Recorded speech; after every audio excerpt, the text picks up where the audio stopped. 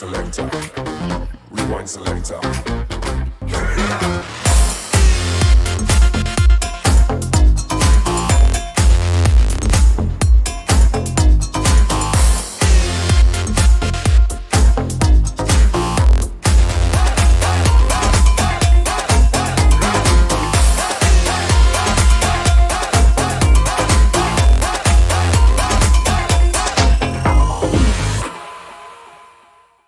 And good evening, everyone. John Russell and Cal Van Single here on behalf of CatchMark SportsNet, our producer, Bill Mann and Courtney Jemison on camera tonight as we get set to bring you M2 soccer action live from Trinity Health Arena in beautiful downtown Muskegon. And looking forward to a good game between, first place Iowa Demon Hawks at 5-1 and the Muskegon Risers. And I'm going to say a deceptive 1-7, Cal. Absolutely. They are much better than what their record is. There's no doubt about that. And looking forward to this game. You've seen these two teams earlier. You've seen the Iowa team earlier. And Dylan Darga filled in for me that weekend as I was sick right before Christmas when I think virtually everybody in the state of Michigan was sick. Billy was sick also. And so you've seen these guys, so you got a little bit of a heads up on them. And I'm going to tell you how my night started when I got here. We're getting ready to get live to go on, and I pick up my glasses thinking they're my headset. So I hope that's not an omen of how my evening's going to go. But like I said, you've seen them earlier, so you know a little bit about them. And very good ball club here in this Iowa team. Yeah, in fact, the game that we did was the season opener here for the Risers. They had started out on the road against the two Iowa teams, the Raptors and the Demon Hawks, and they were looking for, obviously, their first win of the season. And what a thrilling game that was from the Risers' perspective, anyhow. They wound up going down 3-0, and it looked like it was going to be one of those days that it was just not going to be happening for the Risers.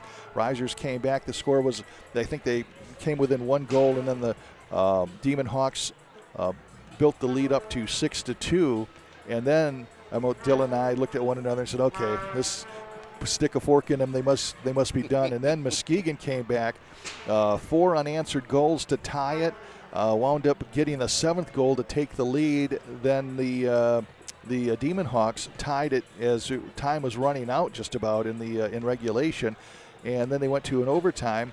And Miguel Flores scored a goal within the first minute of the overtime, and Muskegon wound up winning that one by the score of 8-7. And I got to tell you, we got our best friend here tonight, once again, as always, is Lee Andrews. Oh, yeah. Oh, my goodness. We have got names. Oh, my. Nassim Toe, I believe, number 2. Is that it? Nascimento. Yeah. I mean, yeah. So we got some of these I have seen before. So like I said, you've seen them. Yeah, that doesn't mean I'm going to nail the names, but hey, there's a chance, right? We can always hope. Okay. Kyle. Oh, Kyle Ruiz. Yeah, that's right. Maybe you better just say number 18 and number 5. No. Oh, I looked at it back here. Yeah, Kyle Ruiz. Yeah. Yep. I love the guy, but he's just like he's got sometimes the first name after the last name. Right. I got to remember that. Right. Yeah, the way he's got that done. Some people just can't be helped, and apparently Cal is one of those people. I mean, I'm putting no my matter headset how on, hard Lee works in these things, gets it all put on, and it still is not enough for my buddy Cal. I'm out of maintenance, ain't I? High maintenance there. Just like a pretty girl minus the pretty, right? Yeah, right. And the girl, I guess, from that standpoint. Well, the standings kind of alluded to it a little bit. Iowa, the two Iowa teams are really in a run here for the division championship.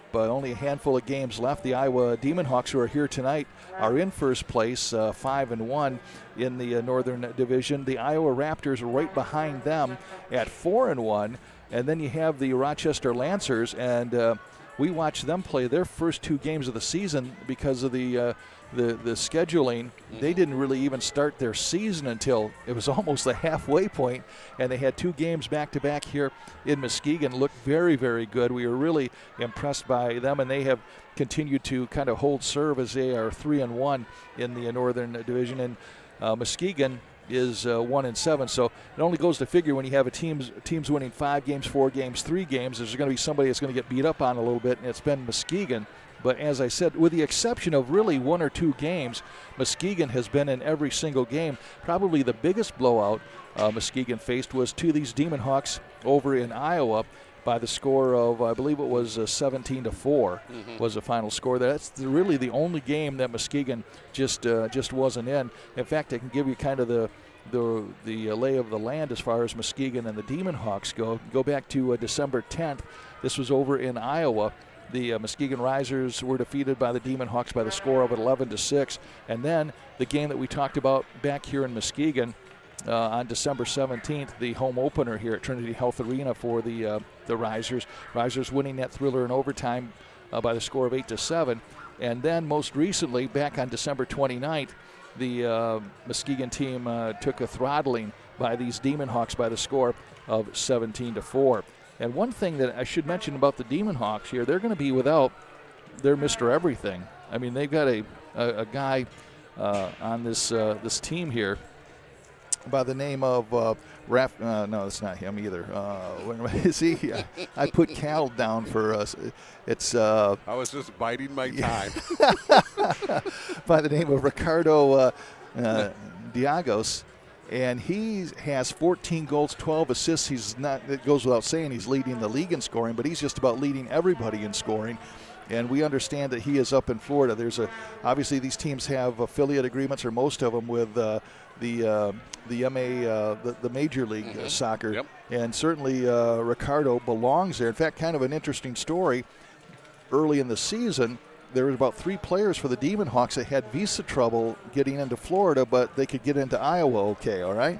So these guys came and played, and I don't want to say this is a lower level, but it's just one step down, and it is a bit of a lower level. But so they came in and really kind of owned this this conference for a while. So long story short, it seems that Ricardo is back with Florida now, and that could be some good news for the Muskegon Risers. Yeah, I think you would equate that. The Florida team's a major league team, right? Correct, and this is the AAA team. Yeah, this would be the AAA team. Same here that we have here with the Risers. Right. Last year they were like a AA team.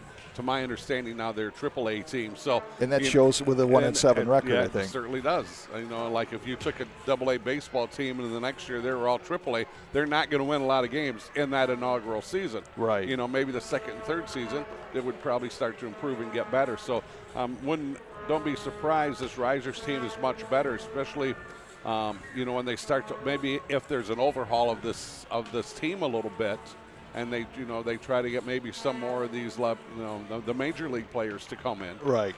So it's possible. Some of these guys are getting a little bit older too. They were great college players, but getting a little bit older. So it's going to be curious to see here for Michael Vollmer, and Matt Schmidt, what they're going to do here with this roster. Yes. Throughout, for in the next 9 months. And the move for the Risers was kind of a stability thing for them. They knew that possibly, they were playing in kind of that step up a little bit, and just some of the teams that are in there now are more solid, and that's what they wanted to get involved in. It was a league that was more solid, and obviously what is it? The old adage is to be the best, you got to beat the best, right? You got to to steel sharpen steel. And you take. Let's go back to football, a sport we know well. Right. Your perennial powerhouse. Let's take like Shane Fairfield's Muskegon, your Big Reds. I mean, who you played for, you're a Big Red. Yeah. I mean, they're non-league games. I started the winning tradition in Muskegon, but there you go. 40 years ago. They're non-league games are against Division I and II schools, not right. Division III schools. So if you want to get better, you got to play better competition. Yeah, you really do, and so Matt's done a great job of building the team here as well. Let's see. I went through the standings here. Muskegon is affiliated with the Milwaukee Waves, and they have loaned us over the season some players. 2 of them will be playing here tonight. I know in Kyle Crane, he's one of the big boys out there. When you see him, he looks like a football tight end, just a big guy who can move. You would think, okay, big guy, maybe he's not going to be able to move that much, but he does. And then they also have Taylor Pill. In fact, Taylor is their leading scorer. He's got 8 goals on the season. Kyle Crane has 4 goals on the season. Brandon Edwards, another veteran here in Muskegon, has 4 goals on the season. Miguel Flores, don't want to forget him, Coco Flores, 6 goals. Just probably one of the more exciting players that has a pretty good following here.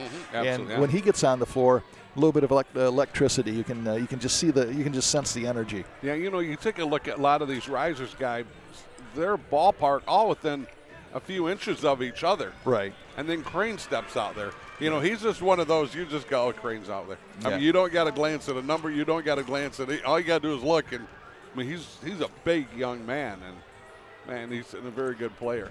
Yeah. It's nice when you can just notice somebody and look and say, okay, that's who it is. Yeah, exactly. Muskegon has these rosters do change from time to time. Players playing various weekends and not. Muskegon has actually 2 inaugural players on the team. One is goaltender Jake Lofgren. He's a Muskegon. He either went to Puffer or Shores. I'm not sure which one. One of the high schools here in town. So he's a local guy that's caught the eye of Matt Schmidt and those guys. And then they have another guy, Ethan Brown. I believe he's the one that might be from Mona Shores now that I think about it. He's going to be playing tonight as well. Otherwise, around Muskegon, if we just kind of go down their roster here, Aiden Hanchett, his first game in Muskegon was that game against the Demon Hawks, the inaugural home game for Muskegon. He and Lucas Lobo both literally got off the bus, and they were introduced to Muskegon to these Demon Hawks in that game that they wound up winning. And Aiden got off to kind of a rough start. I mean, he gave up 3 goals. Not that they were his fault necessarily. He was just getting peppered, and that's going to happen to you. You wind up. I mean, the more shots you get on goal, the higher percentages that some of them are going to go in. And he was thinking, man, maybe I shouldn't have got off the bus. But, boy, he settled down. And I know it's interesting to say that an 8-7 game, one of your key players was a goaltender, because you think, man, giving up, 7 goals. But he made he stood on his head literally in some of those, made some fantastic saves. And you could just see him getting used to a little bit more, getting more experience. And he's turned into one of the better goaltenders in the league here, Aiden Hanchett. So it'll be interesting to see. I'm assuming he'll get the start. I don't know. I mean, I shouldn't say anything because Jake could very well start this game. But my assumption would be it'd be the veteran now, Aiden Hanchett. You take a look at this, too. How do the 2 new guys, I mean, now for the risers, you're bringing in 2 new guys. They're 80% of the way through the season. Right. How are they going to gel? I'm sure they probably practice with them some, but how are they going to gel and mesh with everybody also? Exactly. Team chemistry. Right. In high school, we know it's a big deal. Maybe not at at this AA, AAA level. Sure. Professional level is maybe not as much, but you certainly do know from our experiences in high school. You get the wrong person in the locker room, and your season can go awry in a hurry. Yeah. And, practice time, I'm sure, is an issue as well, because this is a multi-purpose arena. The risers share it with a hockey team, so obviously the floor is ice covered most of the time, and they have to. It's quite a production to, kind of change floors. I mean, the ice is actually still on underneath this padded floor and the floor they put together. So suffice to say, they do not practice here. So they practice at a facility near here, and this happens to be one of the bigger arenas, we understand, as far as like playing length and things like that, which can be an advantage for Muskegon because other teams kind of come in here and maybe they get gassed because Muskegon's a little bit more used to this. But I got to think they are, but they aren't, because if you're not really practicing here, I mean, sure, you've got more games here than the opponent coming in, but you still have to get used to the more room here, as opposed to maybe you're practicing on a pitch that's half the size. So that's going to make some difference. Longer and wider, definitely.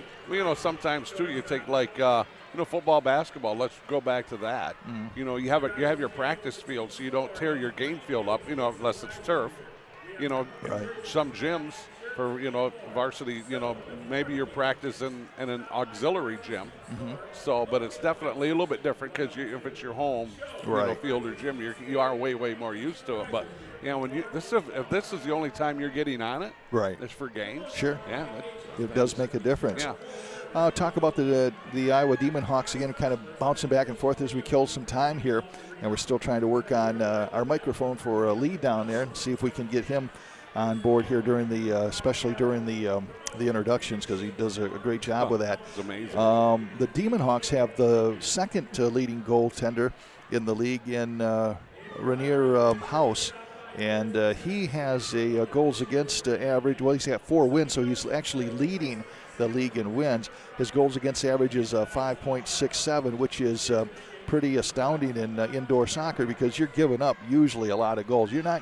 you're not going to get too many shutouts in indoor soccer just with the with the pace of the game and things like that. You know, our last game was 17 goals. Yeah. I mean, that's just 17 goals. Yeah, I know. And fans, we've gone digital. Be sure to check the QR code area located near the east and south. There's Lee. There's Lee. Trinity Health Arena.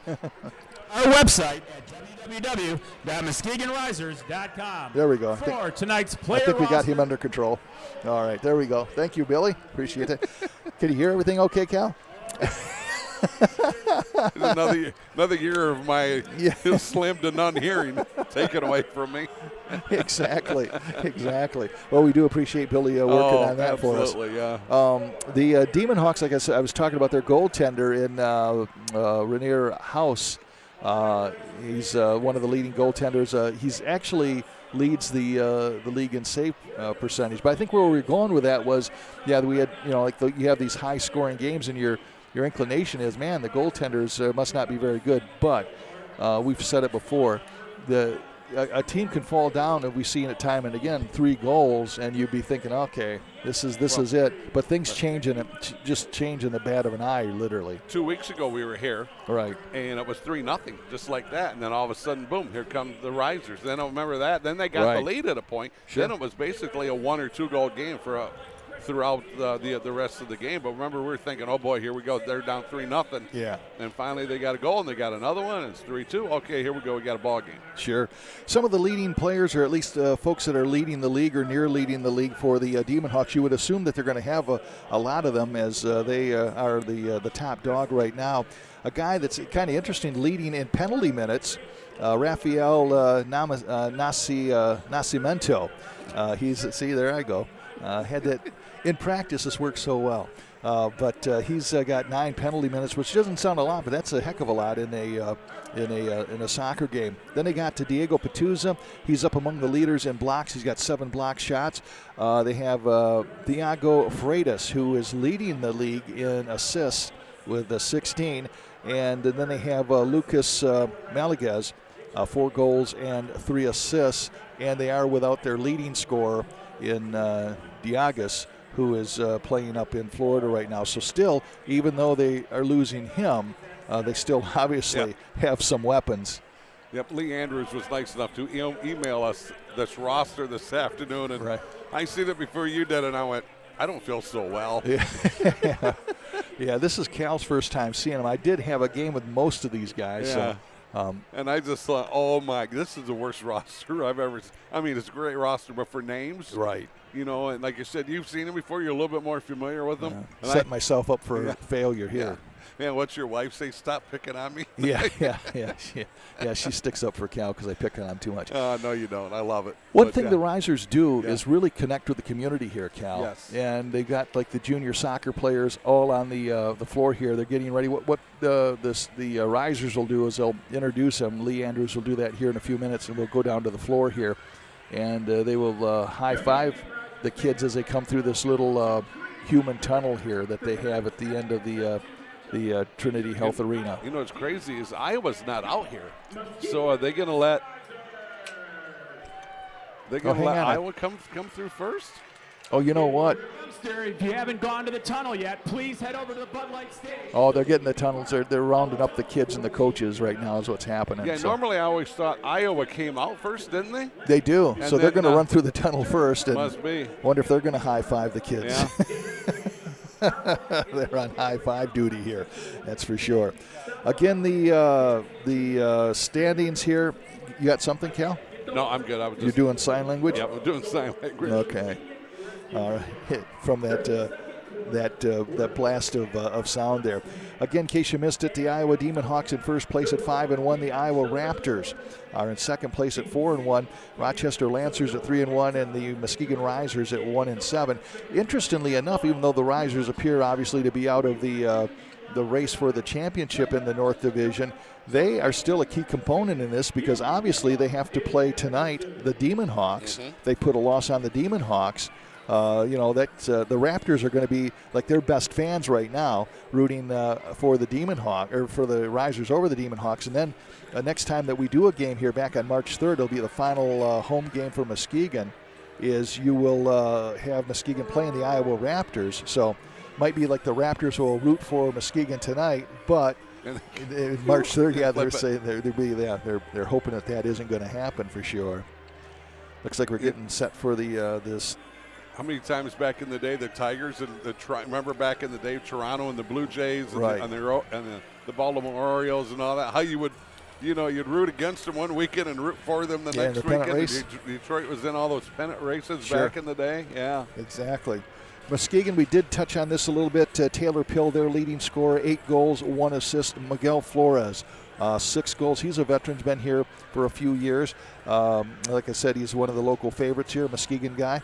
6 goals, 1 assist. Brandon Edwards, hard-nosed kid. You're going to see him contesting everything. He's always defending very, very well, and he can score as well. He has 4 goals, 2 assists. Most of his goals coming, I think, in the opener. I think he had a 3-goal hat trick in that one, so he's at 4 and 2. Kyle Crane's come on loan from Milwaukee, so he's one of the major pros here, spending his time in Muskegon here a little bit, getting some more experience. He has 4 goals and 1 assist. Aldoni Mendez, he played here last year with his brother. He has 3 goals and 2 assists. Cesar Aleo, he is another member from on loan from the Milwaukee Waves. So he's had some pro experience at the highest levels as well. Moses Crawford, guy from Grand Rapids. This guy is all over the place, has some great speed here, and he has 2 goals and 1 assist. And then they have another guy that is on their roster. You know what? I'm not sure if he is here. He is. Yep, it is Fikred Hazelvik.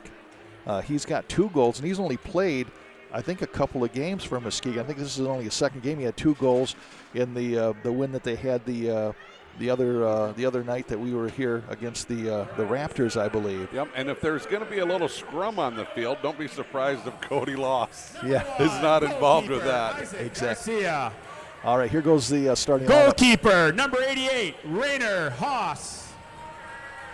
Number 2, Rafael Nascimento. Number 3, Muriel Carrilla. Number 7, Diego Pantuza. Number 8, Thiago Freitas.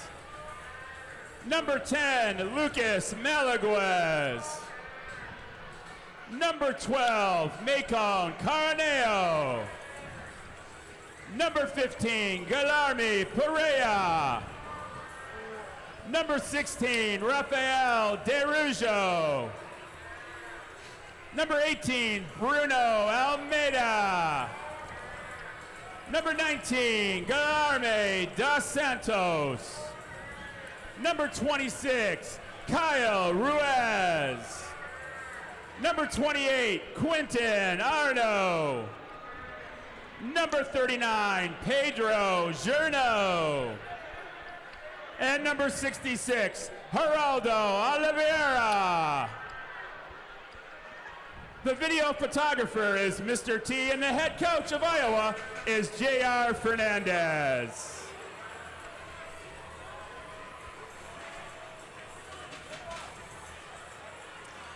The Iowa Demon Hawks being introduced here. Very nice that they let them come through the tunnel. Yeah. I don't remember them doing that in the past. No. Got them all set out here. So, you know what? Nice sportsmanship. You bet. Yeah, nice to see that. Welcoming them in. And that is one thing that we talked about with the arena here. They take they have the glass at the ends, but they take this is a hockey arena too, but they take the glass out in the middle here, so they make sure that that these guys, they can get autographs, and you're just trying to really build fans for the future is what you're doing here. Yes, sir. The kids will grow up, have kids, bring their kids here, and that's as you try to educate the fans to the greater Muskegon area of indoor soccer. Yeah, Riser players really good at just being available to the kids, parents, everybody afterwards, jumping out on the floor with them, playing with them a little bit, and they are building the community, and they're doing a great job with that. Want to send kudos out to PCN. We call them the house band here. We have the music, the lights, set the atmosphere. Of course, that with Lee Andrews. With his voice will get the fans into the game here and all this type of thing. So really giving fans a first-rate experience as they come into Muskegon. If you're in the Muskegon area and have never been to a Risers game, you got one more chance on March 3rd. That will be their final game at home. So we'd encourage you to come on out. Of course, you can see us on the web as well right now. Hopefully, folks have tuned in for that. We appreciate that, and hopefully, we'll call a good one for you here this afternoon and evening in Muskegon. Yeah, looking forward to this game. I've been looking forward to it all week. 2 years ago when we started this, we're football and basketball guys, and we always have. You haven't seen much soccer in your life. No. I've just seen a little bit through my granddaughters, at different levels. So, but that was all outdoors. Right. Now we come here, they say, hey, we want you to do soccer. And you don't, you come in here not knowing what to expect, not seeing them. And in the course of 1 year last year, we fell in love with the game. Oh, yeah. It really didn't take us that long to go, oh, my goodness. Yeah, if I wasn't calling the game, I'd come down here and watch it. Just watch, yeah. So, it's such a fast-paced game, didn't mean to step on you there. No, that's fun. I was talking to one of the players beforehand about, man, we love this game now. I didn't know anything about it. So encourage you to get out here. Trinity Health Arena. All right, going back down to Lee Andrews. So Risers Mr. fans, Excitement. are you ready? Then it's time to get on your feet, put your hands together, and welcome your Muskegon Risers. From Okemos, Michigan, goalkeeper 0, Aiden Hanchett. From Muskegon, making his Risers debut, goalkeeper number 1, Jake Lofgren. From Byron Center, Michigan, number 4, Brandon Dinsmore. All the way from Muskegon, Michigan, number 5, Cody Loss.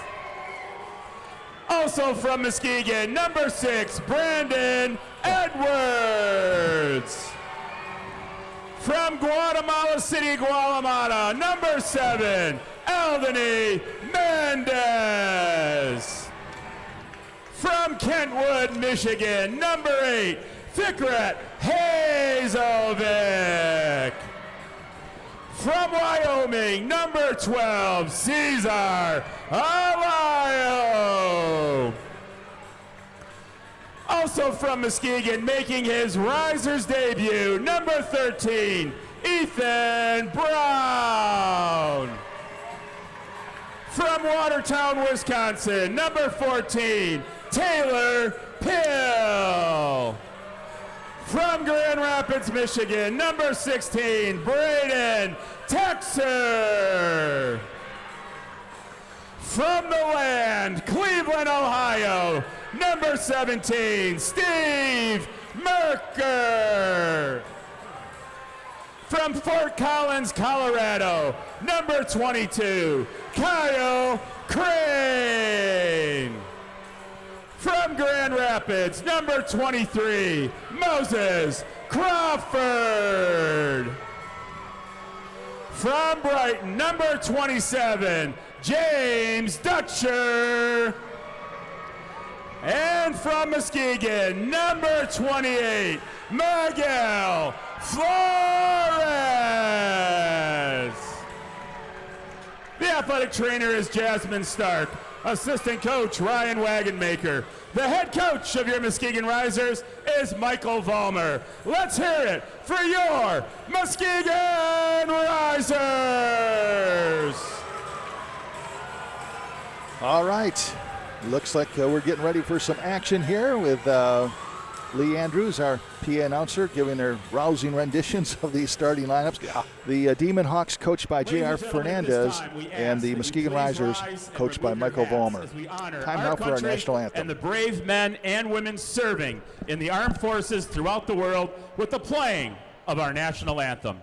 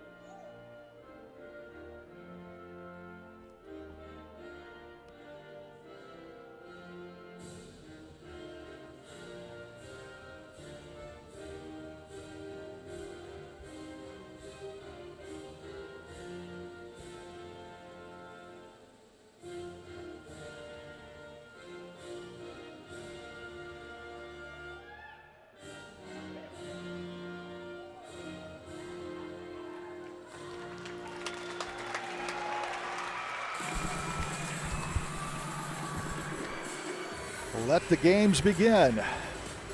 M2 soccer action here at Trinity Health Arena in downtown Muskegon. Fans filing in here. Still plenty of room for you for within the sound of our voice here. Come on down, and great concessions here. They got Carlisle Restaurant. That is the brand new restaurant, kind of a tribute to the original builder of this arena back in 1960. Lewis Carlisle Walker used to be the LC Walker Arena for about 50 or so years. And so to pay tribute to him, they got a fine restaurant here in his name, Rad Dad's, a great taco place on the cornerstone here. They've been here from day one. And then, of course, the concession stands here. So not a bad seat in the house. Come on down and join us sometime. You know, it was 50-some years probably as LC Walker Arena. Then it was Mercy Health. Then it turned right around out to Trinity Health. Yeah. Probably set on Trinity Health here for a while. But I still tell people from time to time, you know, you can't say Trinity Health really because they look at you like LC Walker. Oh, yeah, okay, yeah. Takes some time. Yeah, it was branded as LC forever. Yeah, and, you know, if you have something for 50 years, yeah, you know, it does. LC Walker, a philanthropist, a great businessman here in Muskegon for a lot of years. There's a lot of businesses here, and you know, you got to have those kind of, I call them kind of the founding fathers of the city a little bit. Those guys that are the captains of industry, right? Hackley's another big one. Exactly. Yep. All right. Well, it's going to be interesting to see what we're in for here tonight. I mean, on one hand, we've had these two teams play, and we've had a score of 17-4. Yeah. And on the other hand, we've had these two teams play, and it was an 8-7 win by the Muskegon Risers in overtime. So I don't really know what to expect. I mean, on one hand, if you just looked at it by the standings, you would think, okay, pretty much one-sided. You got 5-1 against 1-7, but I think we're in for a good game here tonight. I'm hoping it's close. Let's just get it close, and man, I tell you what, if the Risers get a win, that'd be awesome. And you know, how about maybe trying to get a couple wins together now, John, to try to propel themselves into next season. I tell you what, Iowa's got some dudes out there. They have some big guys. Number 19, I think it is for them, Dos Santos. He is not small. He's not a small man. Right. He's right down here in front of us, little bald spot. Kind of my kindred brother right here, a little bald spot there in the back. Brothers in bald. Yeah. Right. But the flip side is he's athletic, and I'm not. But I'm gonna rally around the little bald spot in the back of his head. That's where the similarity stopped. That's what you're saying, okay? Yeah, basically, yes. All right, Muskegon has the ball here to start things out. James Dutcher with it, kicks it back to Cody Loss. Cody almost kicked it back to himself, didn't he? Yeah, he did. And Loss still with it, gets it up to Dutcher. Dutcher has it intercepted there, and here comes Dos Santos. This game may be a battle of turnovers, and the team that turns it over the least more than likely is going to win it. This is number 26 with the ball now. That is Ruiz. He's going to kick it back into his own zone there to number 3. That is Cirulli. Yeah, Risers doing a good job playing some defense here up front, not letting Iowa get set up on the offense, and Iowa turns it over. Ball comes back to Ruiz. Kyle Ruiz with it, kicks it back into his own defensive zone. Dutcher watching. It's a Pantuza, I think, isn't it? Yes, Diego Pantuza, the guy that's leading among the leaders in block shots. Yeah. And Pantuza's off. And now Geraldo Oliveira with the ball. Kicks it back up here. Crane had it, lost it. Gets it up to Freitas. Freitas now kicks it back over, and that was Taylor Pill getting a little bit of a block there. And now Miguel Flores trying to knock it away. Miguel doing a nice job playing defense, gets in there and kicks it out of there and cleans it away. But another turnover here, John. Here comes Freitas. Freitas coming back, works it down in the corner. Look out, and they missed a wide open net. And they do have the young guy starting from Muskegon, Jake Lofgren. I was a little bit surprised by that. Yeah. Talk about baptism by fire, huh? But, you know, you're really out of the playoff hunt, so now's your time to start, develop people. Yeah. Develop guys for next year. House with it, one of the best in the league, and he's just going to kick it, and it's going to go almost on goal, a header, and Lofgren has it for Muskegon. Nice header there by one of the guys from Iowa. This is an outstanding play by them, but the keeper there for the Risers doing a great job of tracking that down. Lofgren's going to get it out here to number 12. That's going to be Alayo. Now Pedro Journo has it. You know, Risers doing a good job playing defense. They have not yet to get an offensive possession on their end, right, in that attack zone. They haven't been down there once yet, so they got to get something going offensively. Steve Merker with it, gets it down to Alayo. Now they do get it down there. Merker with it on the left side, and he's trying to get it off the boards, and a goal! goal. Oh my goodness, he fed number 4. That was Brandon Dismore perfectly off the boards. We talk about that being a part of indoor soccer, is the boards that come right into mark. The 12:41 mark of the first quarter. It was number 4. Brandon Dinsmore. Yeah. Brandon Dinsmore scores the first goal for the Muskegon Risers as they go up 1-0 here. And a really nice pass to Brandon off the, he played it perfect off the board and came right out to Brandon. Brandon buried it. Nice job. Nice play here by the Risers. They only had one possession, but they scored on it. Right. Just as Cody Loss now has it intercepted by Freitas. Freitas coming back for the Demon Hawks. Works it over right side. Trying to set an offensive set here. This is Rafael Nascimento. There we go. How about just Rafael? Yeah, probably going to wind up having to revert to that. Mendez comes back for Muskegon. 4-on-4. And he's going to kick it down to Dutcher. Dutcher right side gets it back. Oh, nobody out in the lane there. Kicked away by the Demon Hawks, and back they come. You got to wonder if Dutcher thought somebody was going to be there. Turnover here by the Risers. You know what I'm saying? I think Dutcher maybe thought someone was going to come down the lane there, and there was nobody there. Demon Hawks with the ball, trying to set things up. 11:51 left here in this first quarter. 1-0. The Risers on top. Here comes Freitas kicking it out here to number 18. That is Almeida. And Almeida gets tangled up with Edwards. No call, and a sliding save there by I'm trying to see who that was. That might be one of the new guys from Muskegon. Yeah, we'll tell you what, we had some great defense just a moment ago out there by Edwards, wasn't it? Yeah. He's not the biggest guy out there. He's more on that smaller frame guy. And I tell you what, he was giving it his all defensively. I think he's got a pretty good raspberry on his left elbow for that. Want to give Braden Texter some kudos there too. He was the guy that came across the slot, sliding there to block the shot. Flores with it, works it over left side here. This is Pill, their leading scorer, and he's going to kick it back to Edwards. Edwards looking to set the offense. Nice block out front by the Demon Hawks. Yeah, really good defense by them. Now they got to go quite a ways back. Oh, turnover, big one. And Taylor Pill took out Brandon Edwards, his own man. It came back now. Now we have a battle for it out front. This is number 18 with it. That's Almeida. Back over here to the right side. Panduza trying to flag it down. Iowa's physically bigger than these guys, almost man-to-man, are they not? It's a big ball club.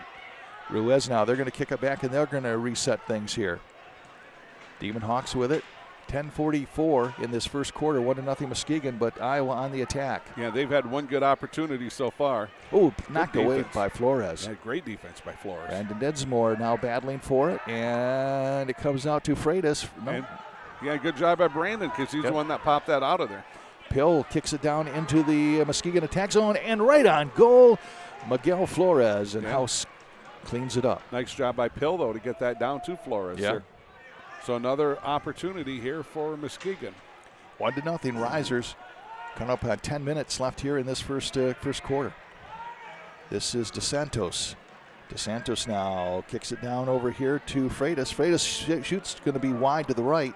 Trying to get it over there to Rafael, but couldn't pull that off. Maliguez gets it back over to DeSantos. DeSantos kicks it out of bounds. He's trying to work it off the glass. DeSantos is a big man. He is. He's got good footwork for the big man out there. Yeah, it's going to be interesting to see how he weathers a storm here. Big guy. It's a big arena. I mean, is he going to get himself gassed here a little bit? So far, so good. As he kicks that one that misses a mark. Comes out here to number 8. That is Hazovic. Hazovic has 2 goals in his appearance here, his debut for Muskegon against the Raptors. Now Hazovic he had somebody coming down the middle trying to get it to him, just could not pull that off at a turnover here by Muskegon.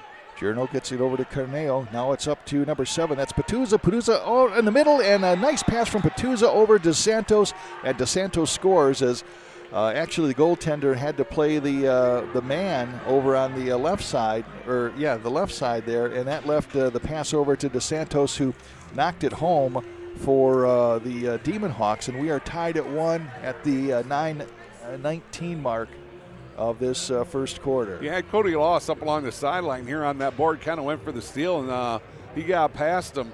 and ended up being a pass, another pass, and boom, scored just like that. So good effort there by Cody, but couldn't get it, and that resulted in that goal. Not all Cody's fault, but you know, you can't make a mistake here against a good team, and yet another turnover by Muskegon. Iowa has it right now. This is Pantuza working it back, then now they're going to reset. All the way down into the Iowa zone. Coming up on what? 8 minutes, 52 seconds left. Stolen away by Cody. And now battle for comes up to number 18. That is Almeida out front, and Lofgren's going to come out. Little mix-up between him and Texter and who is going to get it. Yeah, a little bit of standing, I don't want to say standing around, but definitely first time I've seen Iowa just not knowing what's happening out there. Mendez down to Pill. It comes on goal to House, and he knocks it away, but Muskegon keeps it in. This is Alayo being hassled, kicks it all the way back to Brandon Edwards. Brandon Edwards works it over here to Pill. Going to reset. We get somebody coming in. That's down in the corner. Mendez, a little bicycle kick. Wow. Or that wasn't Mendez, that was Miguel Flores. What an effort by Miguel. That was spectacular. Ethan Brown is the new guy out there for Muskegon, chasing around number 10, Lucas Malaguez. That's that new guy, isn't it? Right. That's why I looked at him and went, my limited memory. Here comes House. House is going to work it over here. 1-1, we are tied. Dumps it down in the Muskegon zone. DeSantos with 1 goal, kicks it back, broken up by Densmore. Nice job. Tried that back kick. Couldn't get it through. Taylor Pill with it, being hassled there by Nascimento. Nascimento steals it away to DeSantos. It's stolen away by Dinsmore. Nice job by Brandon. Gets it up to Kyle Crane. Crane now comes in, and he kicks it over right. Oh, it was intended for Miguel Flores. And now comes back to the Demon Hawks. DeSantos with it. Good, nice idea to try to get it to Miguel, but good defense there by Iowa just to take it away. See what I mean? When Miguel hits the floor, things happen, don't they? Oh, my gosh, he's electric out there. And now comes back to Lofgren. Lofgren kicks it down, and it's met there by the Demon Hawks. Header by Flores, going to go into the Demon Hawks bench. Dutcher just about got kicked in the face. Not on purpose. Right. But, boy, that was close. And a timeout on the floor.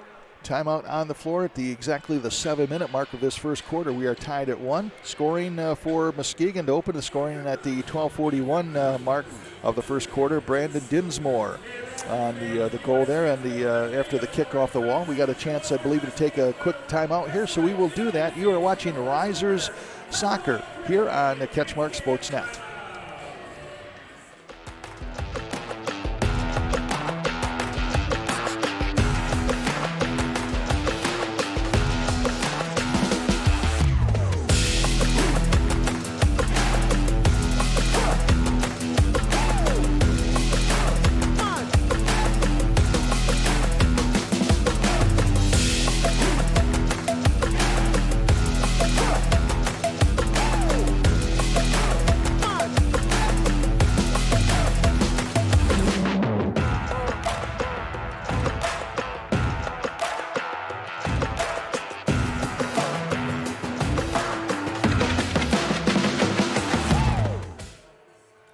We are back here. John Russell along with Cal Van Siegel. Bill Mann, our producer extraordinaire for CatchMark SportsNet, along with Courtney Jemison on camera. And, of course, the PCN Productions doing all the music and the lighting and all that type of stuff. And our good friend Lee Andrews, who's amazing. Exactly. Brandon Dinsmore scoring for Muskegon at the 12:41 mark, and then the equalizer was by Gilarme DeSantos, as he tied it up at the 9:19 mark of the first quarter. And Muskegon has it, and now the Demon Hawks have it. That's going to be Freitas battling for it. Oliveira comes all the way back to Jarno. Jarno works it over here to number 26. That's Ruiz. Ruiz back to Jarno. Right side now. Nice, good offensive set here by Iowa. Shot, blocked out in front. And now we have a race for it over the left side. Came right to the official, the umpire. Demon Hawks doing a good job of keeping this in. Jarno's going to try it from the right side now, and he's going to slow things up and try to set something up. Gets it back to Oliveira. Yeah, Muskegon needs to they need to create some turnovers here defensively so they can get back in that attack zone, that attack third, and try to make something happen. This game so far, 90% of this game has been played in the offensive end here for Iowa. Down, Iowa has it in the attack zone. Now kicks it back to Jarno. The Risers doing a great job defensively, only giving up 1 goal here through 10 minutes in the first quarter. So defensively, they're doing great. Coach Vollmer, I'm sure, between quarters will trying to start to figure out how he can get that offense more involved. Jarno kicks it back to Nascimento. Well, look at this. House way out of the net. He's in the attack zone. He's another attacker. What the heck? He comes all the way out. And now they slid that guy back, though, is what happened. Oh, okay. Yeah. I thought, my gosh, you're leaving your net wide open. No, they had number 2 out there. That's Nascimento. Yeah, just guarding it, making sure. Usually you don't see full floor runs like that, though. No, you don't. This is DeSantos with it. A little behind the back kick there.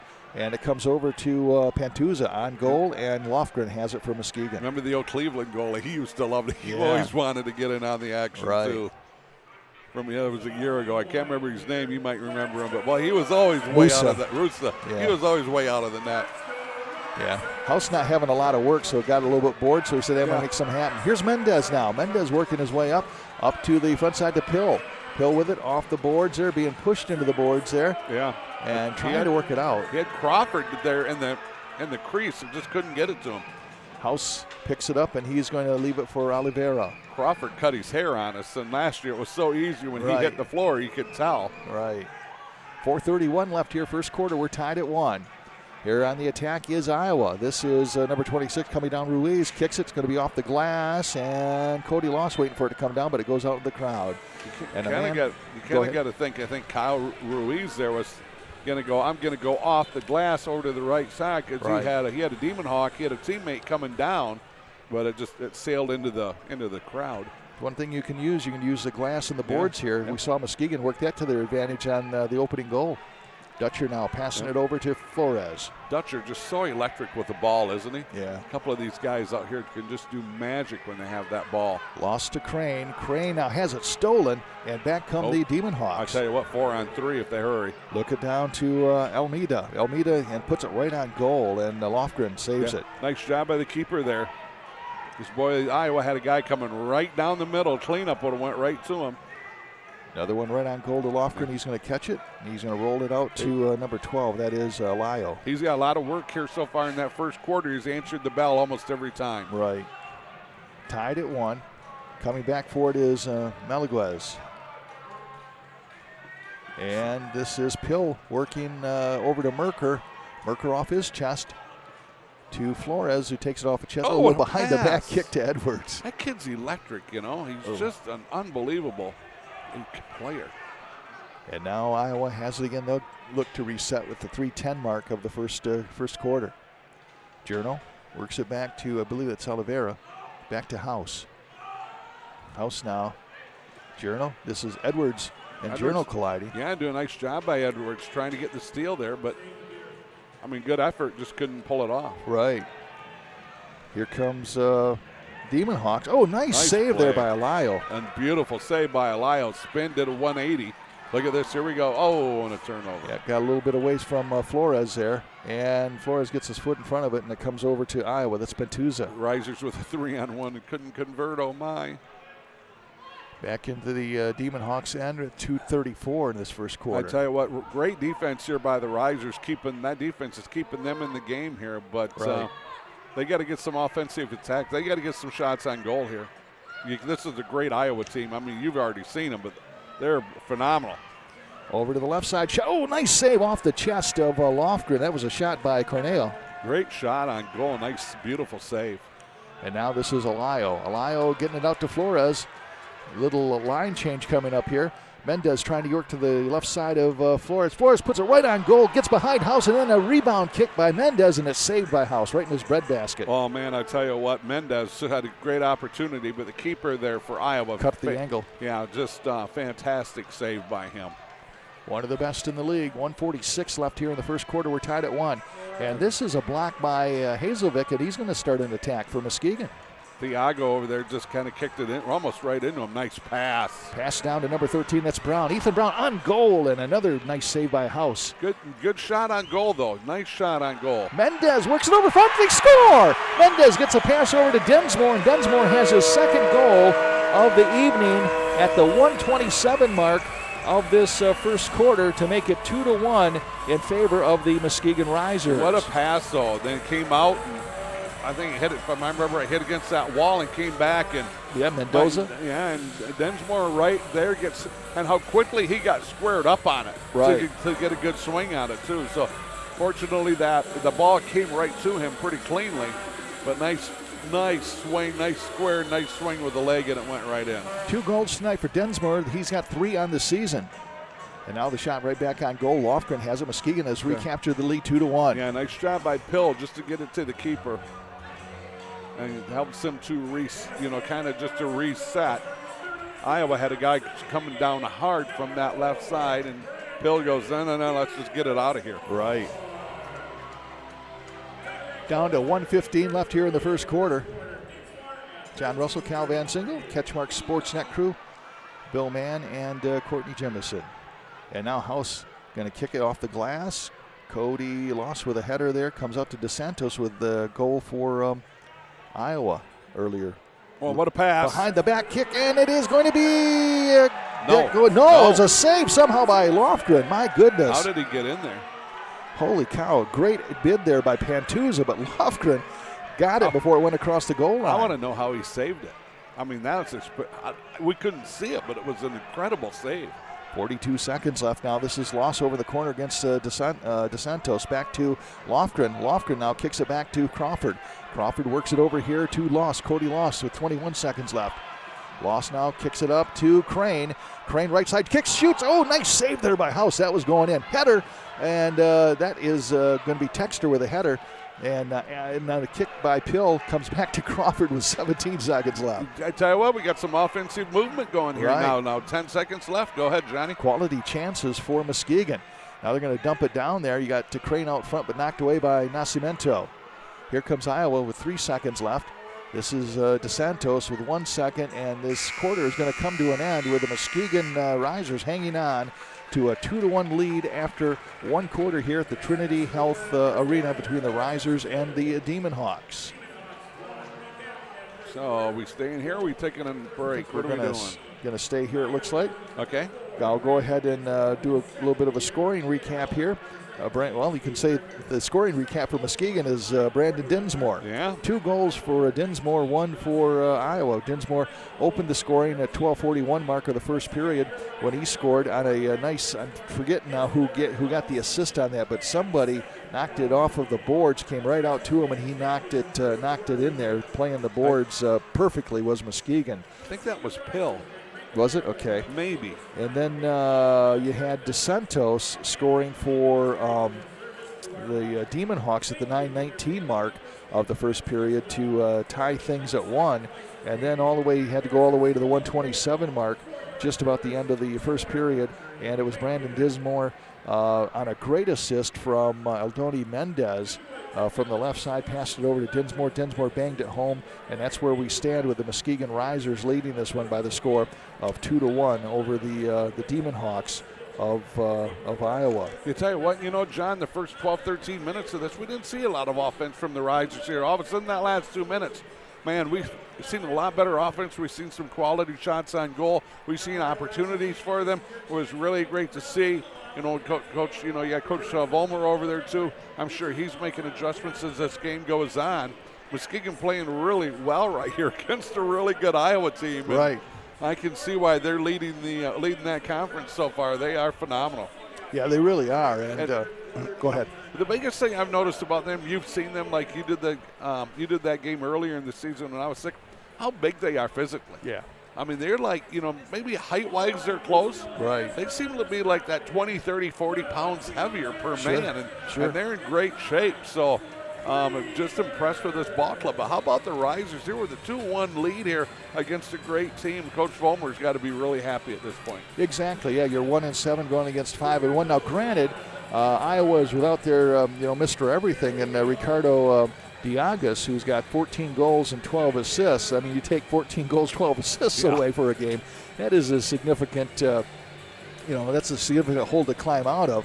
But there's a lot of depth on this Demon Hawks team, and they're certainly representing themselves well. And still going to this one, Muskegon, the decided underdog. But as you said, Coach Vollmer has them going. They're playing for pride here, playing to still be a factor in this North Division. As I said, sure, you have the Demon Hawks at first place right now, but the Raptors are right behind them at 4-1. So, as we said, the Raptors rooting for Muskegon tonight to, close this thing up, and then the ironies of ironies on March 3rd when we're back here again for our final home game of the season. It'll be Muskegon playing the Raptors. So the Raptors will like them 1 minute and then want to kick their butts the next, right? Well, that's kind of what I said about in our pregame, the Tigers and the Orioles in Toronto back in the day. And you had all these teams one weekend you're rooting against them because they're playing the Tigers. Then the next weekend you're rooting for them because maybe they're playing Baltimore or somebody, and the old pennant races back in the day, back when we had pennant races with the Tigers. Yeah, what was that like, huh? Yes. Well, I'll tell you what, we got some exciting soccer here at Trinity Health Arena. Yes, we do. And great first half here. Both teams, a lot of fun. I really have gotten to love this game.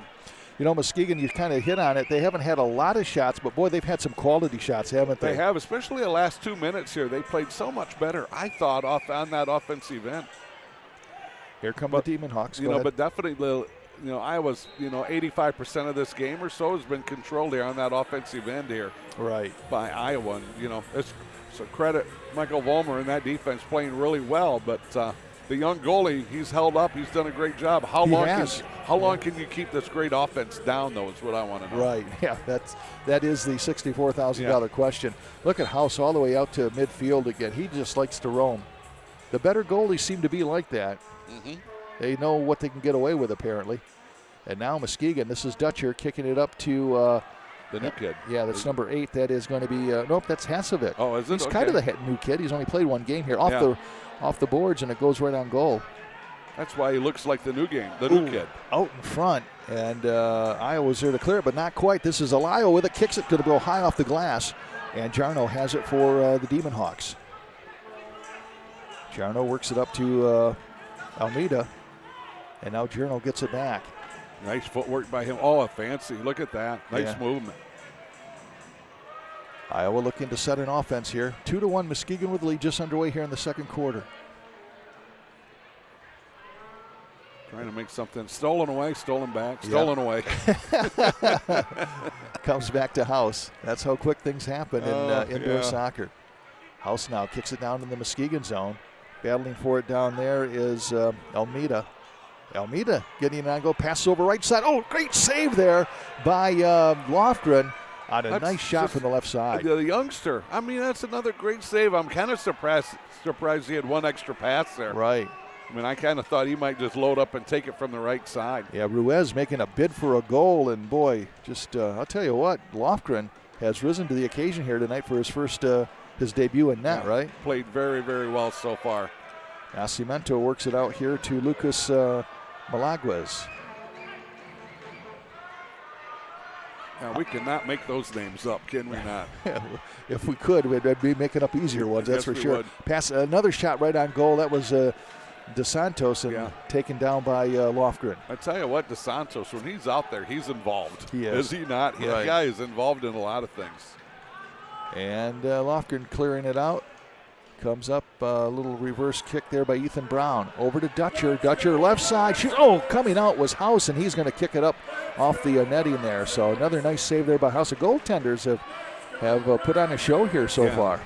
Rainier House, I tell you what, outstanding job by him. And then he took that angle, and he took just the perfect angle. He knew right what he was going to do. Got out there with a beautiful block. Eldoni Mendez over in the corner for Muskegon. He's going to kick it across. Over right side to Hazovic, puts on shots blocked out in front. Yeah, just a little bit too long, I think, to get that developed. Oliveira on the block. This is Hazovic coming back, though, kind of working it over, and it gets over to Mendez. Wanted to get it to Mendez, and I don't think he just got a good swing on it to get it to him. Mendez couldn't quite get into the slot there. Now Hazovic pushes down a guy, and that's not going to go unnoticed. Nope, and we're going to have a whistle. I believe the push down number 10, that would be Malaguas. He's got really physical on that in the most physical Right. plays so far we've seen in this. So I think they kind of kept going as far as how much can we get away with. And yeah, you can't get away with a push in the back and take him to the ground. Carneo now works it down to number 8. That is Freitas. Freitas working over in the right corner. I thought Freitas might come right down the middle, but he didn't. He No. went kind of to that left corner. Carneo with it. Now he's going to pull it back, works it over to Nascimento. Freitas took the long way around to get off the floor. Yeah, I think he that's did. what he did. Yep. And now on the attack is Iowa. Good defense right there. Works it over to Canero. Yeah. Yeah, I was right the first time. You're fine. Carneo. Over in the middle, and no, it's taken away there by Brandon Edwards. I tell you what, Edwards is just not a big guy at all. But boy, No. it's like he gets roughed up a little bit. And man, he hops right back up, does he not? Speaking of getting roughed up, how about Mendez over here? Yeah. Man, He was giving up about 4 inches and probably about 30 or 40 pounds there. Oh, stolen away, ball goes out of bounds. Pantuza was getting to know him really well. They're going to have to go out for Yeah. dinner afterwards here if that kept up, right? Man, that's as close as you can come without Without getting the card or there's or getting penalties. arrested or something. This is Muskegon with the ball here. This is going to be Crawford. Crawford's going to kick it back to Lofgren. What do we got? 10:58 left here, second quarter. And now that's Texter working it into Crane. Crane working the right side. Crane's hugged from behind. Right. And now we have a whistle. Still going to be Reiser's ball. And Crane's a guy who can answer this Iowa team for size. Yeah, he's going to be the biggest guy on Muskegon's team for sure. Yeah. Moses Crawford now kicking it down to Crane. Crawford is tall, but he's not physical like Crane No. is. Oh, turnover, Yeah, big went off turnover. the board, and this is going to be an opportunity for Iowa. Shot from the right side, and it was getting a piece of it was Lofgren, but it went through him, and they scored. That is going to be, I'm trying to catch a number on that. I'll tell you in just a few seconds here. Turn your back to us or do something. That is going to be number 18. Okay, that would be Bruno Almeida. Almeida with the goal for the Demon Hawks. Iowa Demon Hawks. And just like that, one simple turnover, Right off the wrong place at the wrong time on the floor here on the field, Right. and boom, just like that.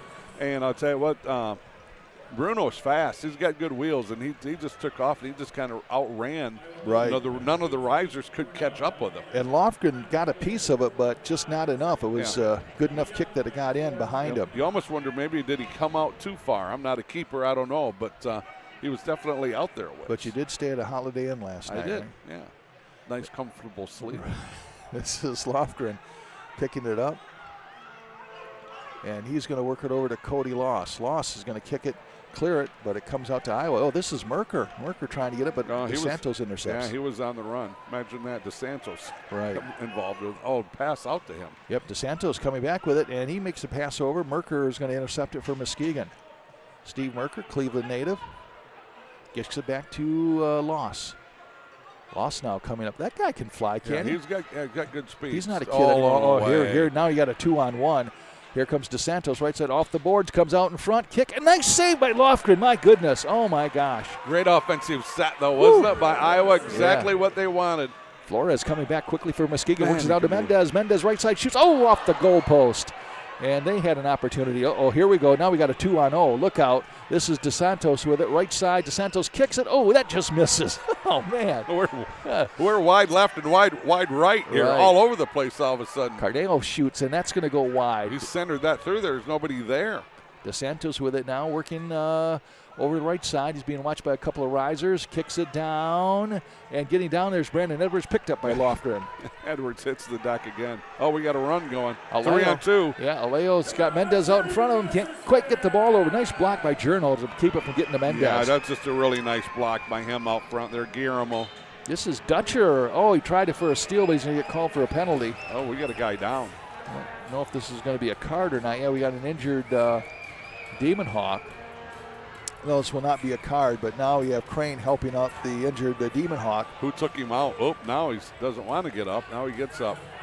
Oh, talk about your hitch and your giddy up there, right? Oh, yeah, that hurt. That's number 7. That's Diego Pantuza. Tell you what, those walls are not soft. No. ask hockey players who have gear on, let alone you're out there with no gear on, no pads on. Well, you talk about some golden opportunities for Iowa, huh? Yeah, look at him back up with that ball.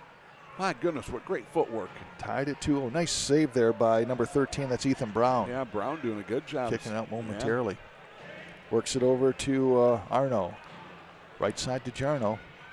Yeah, Risers got to get this defense going here. Don't let them get another one before they go in a half at about a little over 8 minutes away. Ruiz kicks it back to House. House has it for the Demon Hawks, and he's going to drive it down as Edwards battling. Edwards is going to lose that all the time Yeah. because he's just physically going against Almeida. Yeah. Yeah, he's like a gnat on a bulldog there, huh? Mm-hmm. 7:51 left. Great athlete, lots of speed. It just, he's just that young. He's that young guy, just a little bit limited in that strength department yet. Almeida in the corner. Edwards again doing a good job, and he's going to kick it off the boards, or did it go out of bounds? It looks like they're going to whistle. It might have hit on top, so they're going to have to reset. Edwards goes, I need a break, and we got a timeout on the floor. So timeout at the 7:43 mark of this first half. We are tied at 2. Going to take a quick break here. You are watching Risers Soccer here on CatchMark SportsNet. It's your local Farm Bureau insurance specialist with the Durga Insurance Group. We are a company dedicated to serving only Michigan. We know you, we understand you, we protect you. All of us at the Durga Insurance Group live and work right in this area, so we're always nearby. Local agent, local service, and local savings. Come and see us today or visit our website, durgainsuranceGroup.com, to find out more.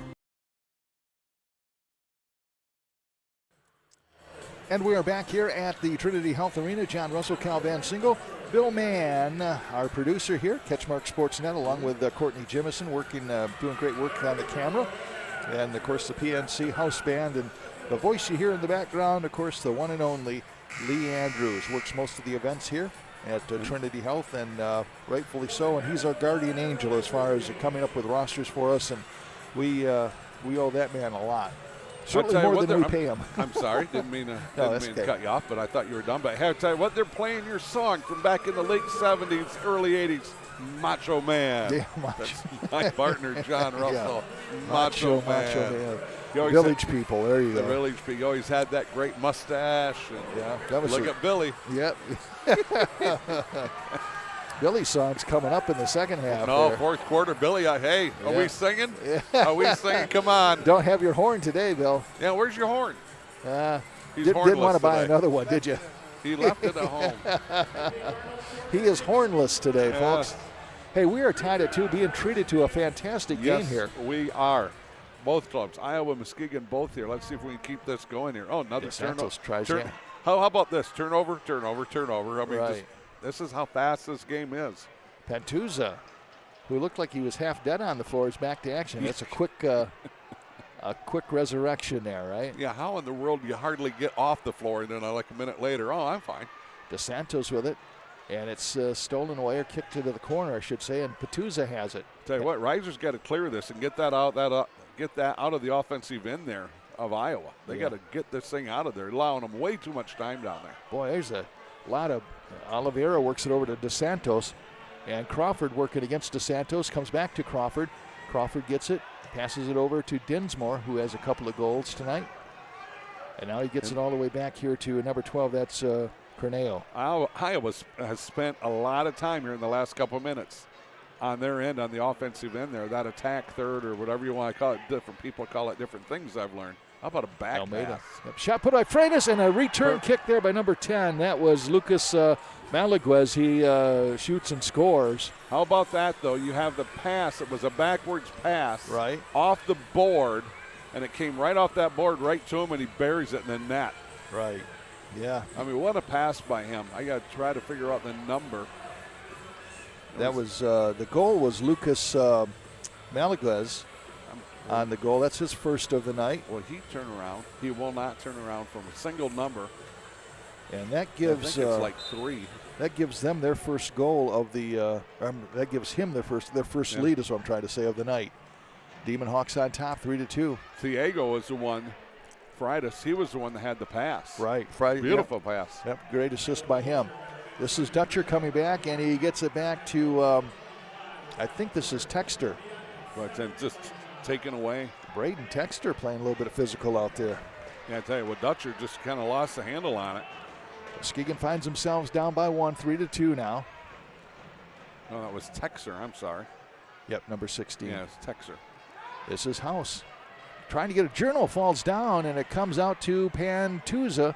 Pantuza and Texter going at it. Texter's been a pain in the butt to everybody. Him down. Aleo has it, shoots right on goal, and House makes the save. Good swing, though, by Aleo. Wasn't that Right. left-footed? It looked like nice swing. He got himself square, boom, with a kick, and nice job by the keeper. This is Pantuza. Oh. DeSantos begging for the ball. He was yelling for the ball. All right. And now he's going to finally get it off his chest. Nice. Hey, he's kept that in bounds. I thought that was going in the crowd. Right. Comes back to Nascimento. I kind of like it. I like DeSantos. He's the old man out there. He's probably not old. Maybe he's just balding early, and I'm calling him old. But the old boy's got game yet. Comes back to House. Comes up on 5 minutes and 7 seconds left. Works it over here right side to Nascimento. Nascimento, Mendez watching him, but it comes down in the Muskegon zone. This is Dutcher with it. Dutcher has it kicked away, but comes back to Flores. Away. Here we go now, low 3-on-4, though. Flores don't have the numbers. To Alio. Alio now looking for some help, and it's stolen back. Alio trying to get it back, and he does to Mendez. Mendez having some troubles now, and let's see if he can get it to Dutcher. No, he's going to keep it himself. Works it down to Flores, gets it to Dutcher. Dutcher now doing some fancy footwork, kicks it back to Flores. Flores a little bit off the glass. A kick by Alio, save, another save. This one by Dutcher, and House rising to the occasion. Wow. Well, I thought it might have got in there. The official, though, right there immediately said no. 4:19 left here, 3-2 still, Iowa. This is Edwards getting it to Flores, and it's a header back to Pill, and another header by Iowa. Flores goes high. Goes high, yeah, he went flying. This is Freitas and Flores going at it. They're having a battle. Freitas will not give up, man. Freitas and Flores having quite the battle going on here. And Flores, look at that. He's not giving any ground to Freitas, who, again, is a mini-mite compared to we got Freitas. a blue card. A blue card's going to go to... We got a blue card, that's going to be Flores. So Flores is going to be done for 2 minutes. And that hurts in more ways than one. Michael Vollmer came right out his clothes. Yeah. I was watching him there, kids. I seen him run and jump, yelling at the official that he said he got forearm. Right. Vollmer now almost coming out on the floor. Yeah. He wants somebody to talk to him, but nobody will. Yeah, no.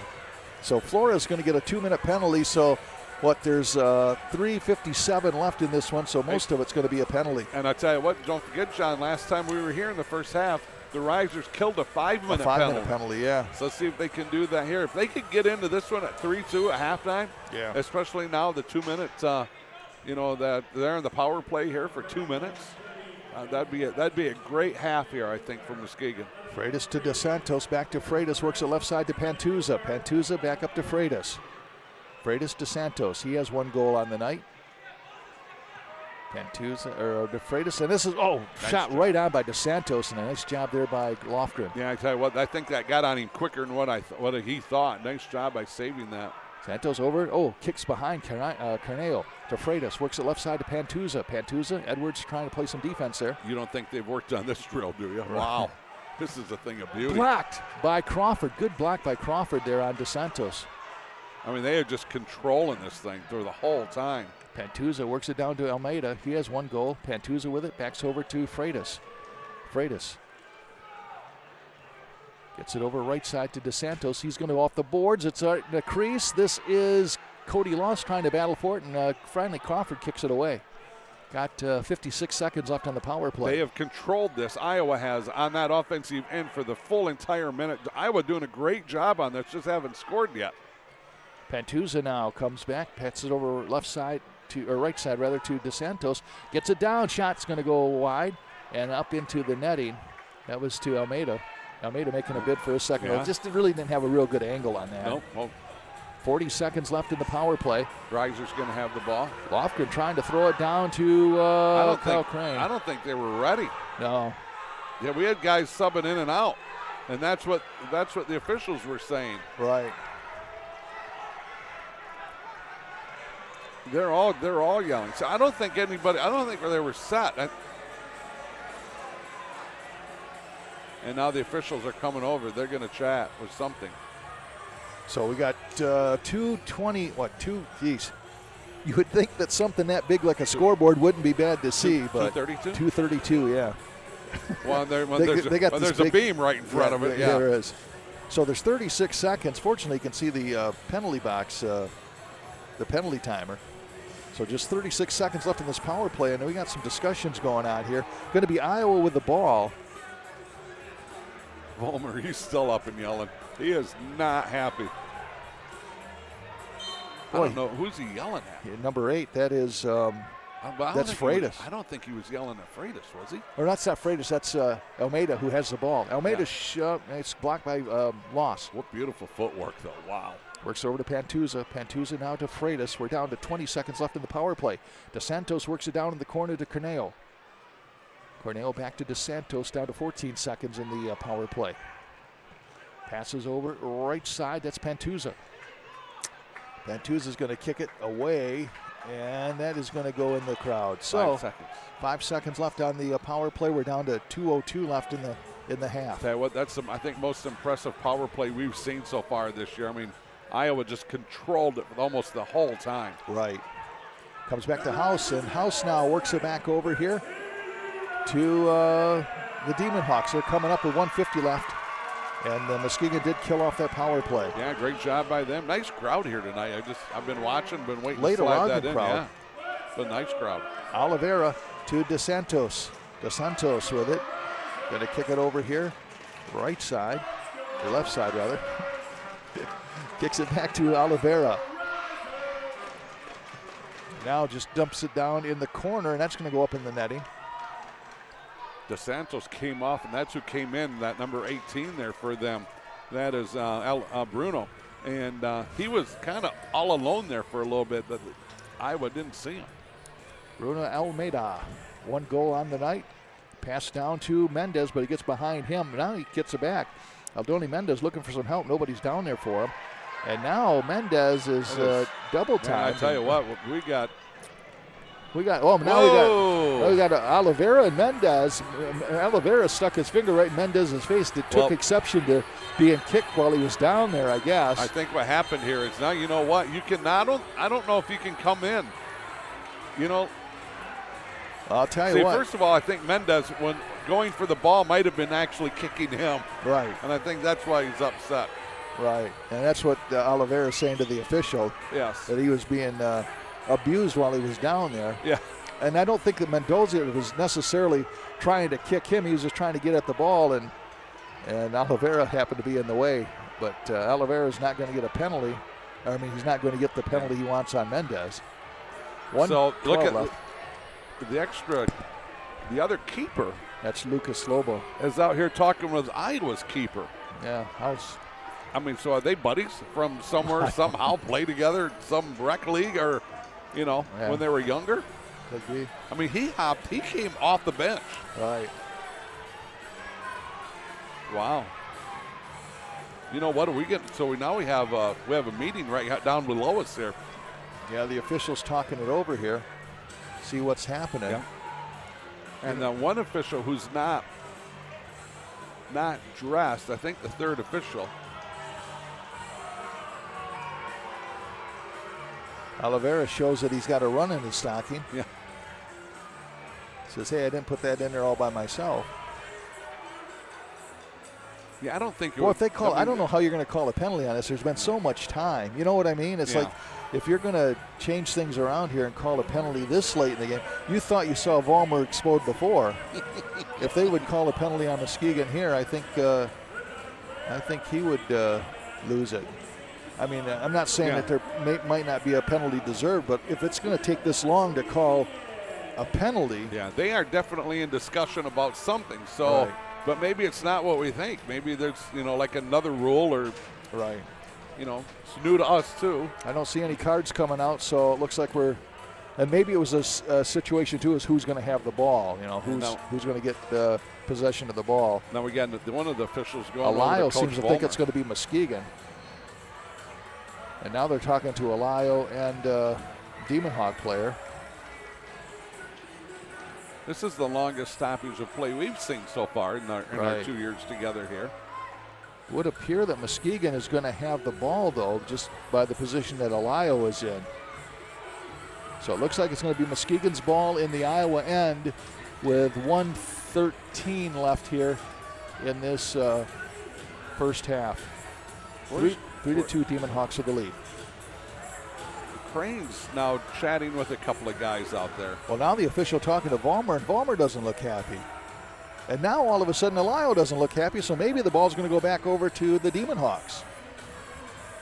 Yeah, I'm thinking that now just by Ohio's body language.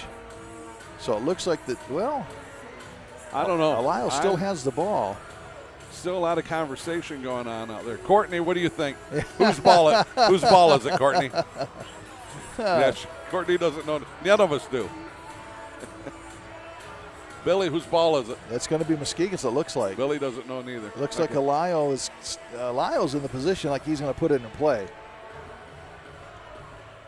But at different times, Vollmer still wants a explanation. Nobody's in the penalty box, so there's no penalty. Wonder if Lee Andrews is going to say anything. Yeah, Lee Andrews might be saying something here. Well, maybe not. Crane was pretty animated, too. Yeah.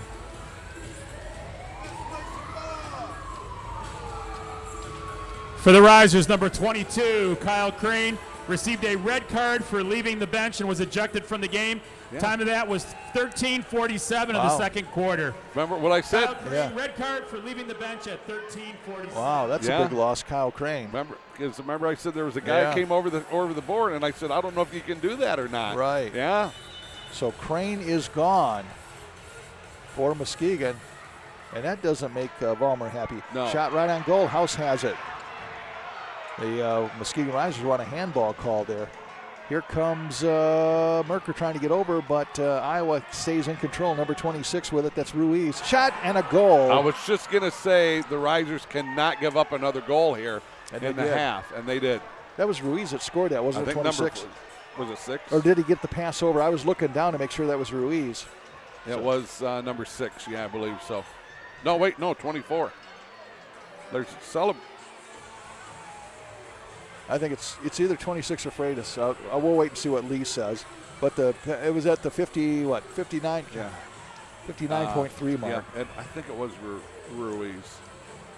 Okay, I'll write that down. The only thing that I was wondering is I was looking down to make sure that was Ruiz, and then I saw it in the net, and I thought I didn't know if I goal scored by number 26, Kyle Ruiz. Time of that goal, 14. Okay, shot back on goal, and House has it for Iowa.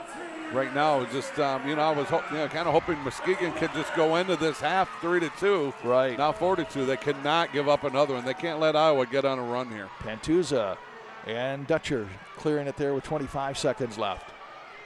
Dutcher trying to bring the ball upfield, and it goes over to Alayo. Alayo to Mendoza.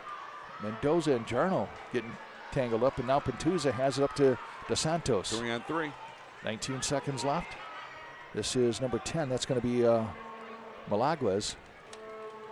Gets it to Pantuza. Pantuza coming back for the Demon Hawks. Corner, DeSantos shoots, and another safe there up into the netting by Lofgren with 4.9 seconds left. And the ball stayed up there. We have a new ball. Now we're going to have a timeout called by, it looks like, the Demon Hawks. The Demon Hawks want to call a timeout because they will have the ball. I'm assuming they will have it in the Muskegon zone, because otherwise why would you call a timeout? I mean, you're not going to. Well, they got it in the Muskegon zone, so they want to figure out if they can make magic happen here. They lead by the score of 4-2, Cal. I don't doubt they could set up a play here and get a swing at it, get a good shot on goal. Right. I mean, I think they're very capable of doing that. Boy, just a few minutes ago, this was just a 3-2 game, and Muskegon was right there. But, my goodness, just how fast this game can change. And you lose the physical presence of Kyle Crane. Yeah. He's the biggest physically of any of the risers against a team that is very big. So now you lose the big guy, who was basically he was their Bob Probert of You're Right. Yeah. Right. He was their enforcer. They weren't gonna push him around. And he's taking the opportunity to kind of mingle with the crowd a little bit. He's still on the bench, but talking to the little kids, doing a little bit of PR. I think he's trying to talk this kid into giving him some popcorn. Kid's got a little bucket of popcorn there. I'm surprised he hasn't had to leave. Yeah, I am too. But maybe because of the way he was ejected, you don't have to leave. Right. But I don't know. We're learning this as we go. But I do know this: he got a handful of popcorn, so good for him.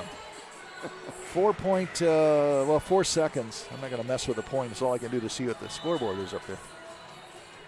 All right, Demon Hawks, if they can put one on goal, they do. Oh, they actually off the glass, DeSantos, and that's where the half is going to end. So one half is in the books, and the Demon Hawks will take a 4-2 lead at the half here as they lead the Muskegon Risers. Wild and woolly full half, first half there, Cal. I tell you what, it was still a lot of fun, and Iowa's right in. I'm sorry, Muskegon's right in this one here, but man, up until just a few minutes ago, it was 3-2. Muskegon had, not all the momentum, but they definitely had their share of momentum. And right now, you look at this 42 Iowa with the momentum. Iowa's clearly outshot Muskegon here. The keeper here. Well, I would like to know what's going on with him. House has been vocal this whole game. And he is pointing at Coach Vollmer about something, and now Vollmer grabs his hand. Was he puts his hand around him? I don't know if he was upset with Vollmer or if he was upset with an official. Yeah, I don't know what the deal is, but I think it's more like with an official. Yeah, Vollmer kind of pulls him away from that. That's pretty good. Yeah, but coach on the opposite team. But you got to remember, with all the travel ball, with all this stuff that's going on through the years here. Right. I mean, they might have been on the same team at some point. Sure. Yeah, you never know. So that's where the half is going to end. We'll do a scoring summary here, Bill, and then maybe we'll just take a bit of a timeout to give folks a break from us. Does that sound good? Or take a couple of breaks, take a commercial break anyhow? Give a sip of water? All right.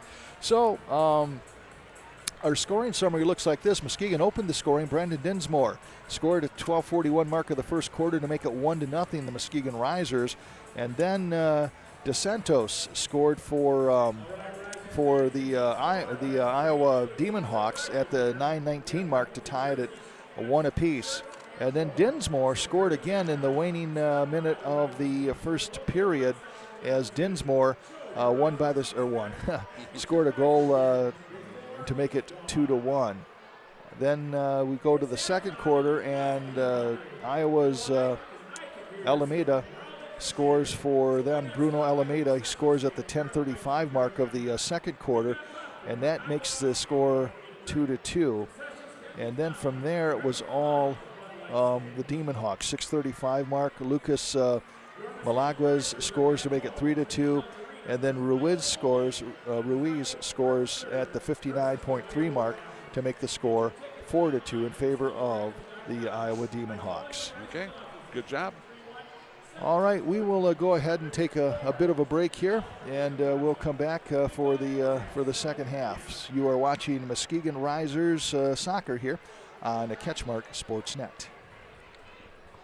We started 1987, July of 1987. The company was founded here in Grand Rapids, Michigan.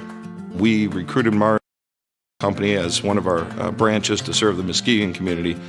He has grown to 5 locations, serving people up and down the lake shore. A lot of companies, they're sometimes in it more for themselves and closing that deal for just their monetary reward. And I think with Mario and his company, it's not just that. And I don't know if that always happens in our world.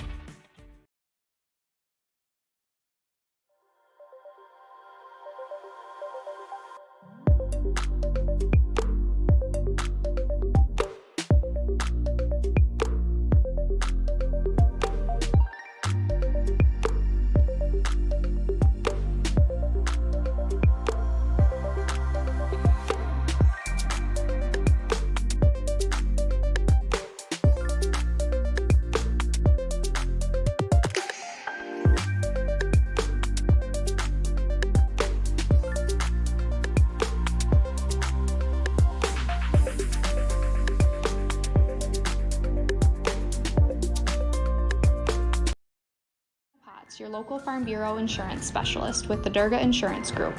We are a company dedicated to serving only Michigan. We know you, we understand you, we protect you. All of us at the Durga Insurance Group live and work right in this area, so we're always nearby. Local agent, local service, and local savings. Come and see us today or visit our website, durgainsuranceGroup.com, to find out more.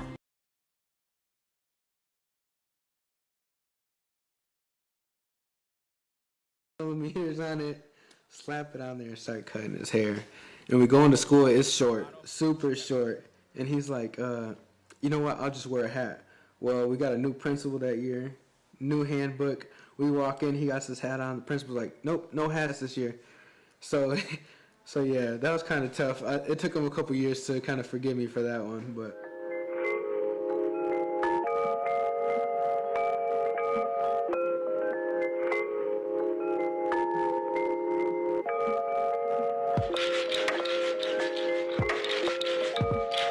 A haircut can really change your whole outlook on life. As I grew into loving to cut hair, I realized that I could have $5 in my bank account and this next man might have $5 million, and you couldn't really tell if we had the same haircut because it's just about how you wear it, really. A haircut is really can change everything.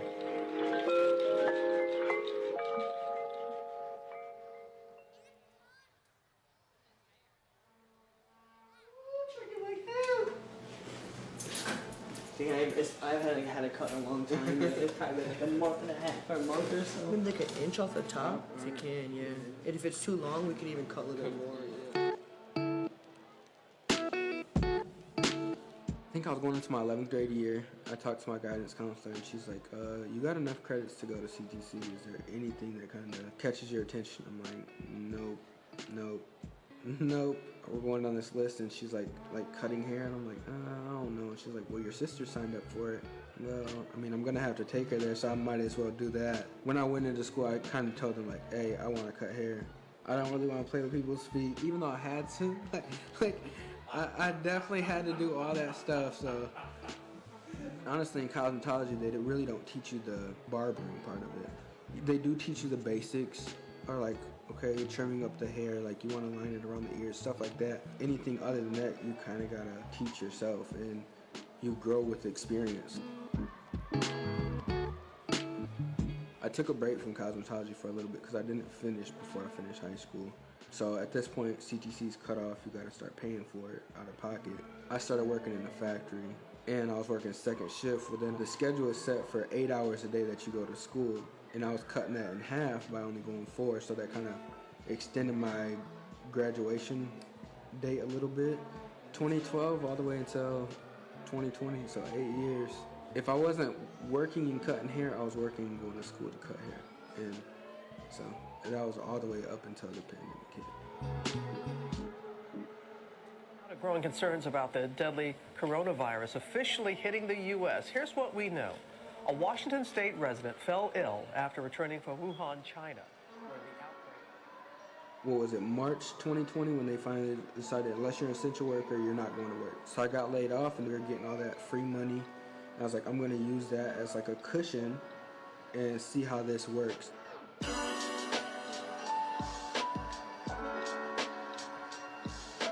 So during that point, got this place, freshened up the paint a little bit, and once I was able to open it, it was definitely like, once I started making more than I was making in the factory in a week, that's kind of, I was like, okay, this is it. Like, COVID, did affect me in a bad way, but for the most part, I believe it did tremendous wonders for my career.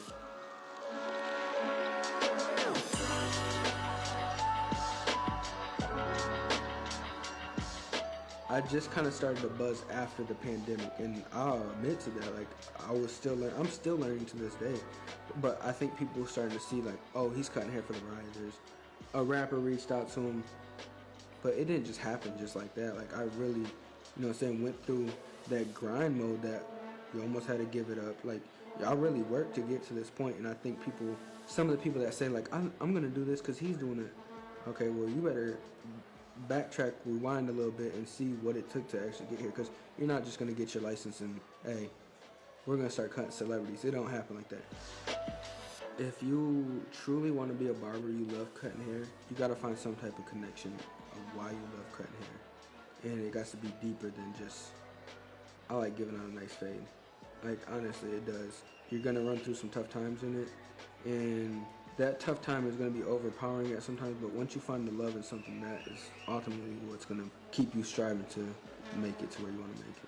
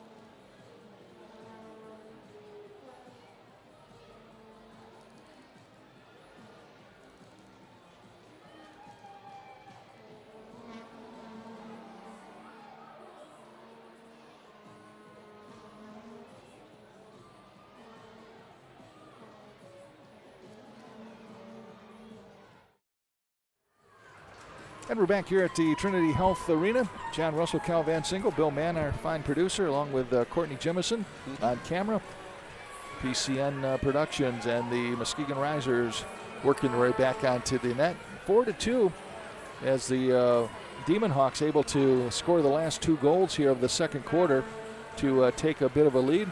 A little bit of a dust up there with Kyle Crane being ejected from the game for coming off the bench during the little dust-up that they had with Eldoni Mendez and Oliveira.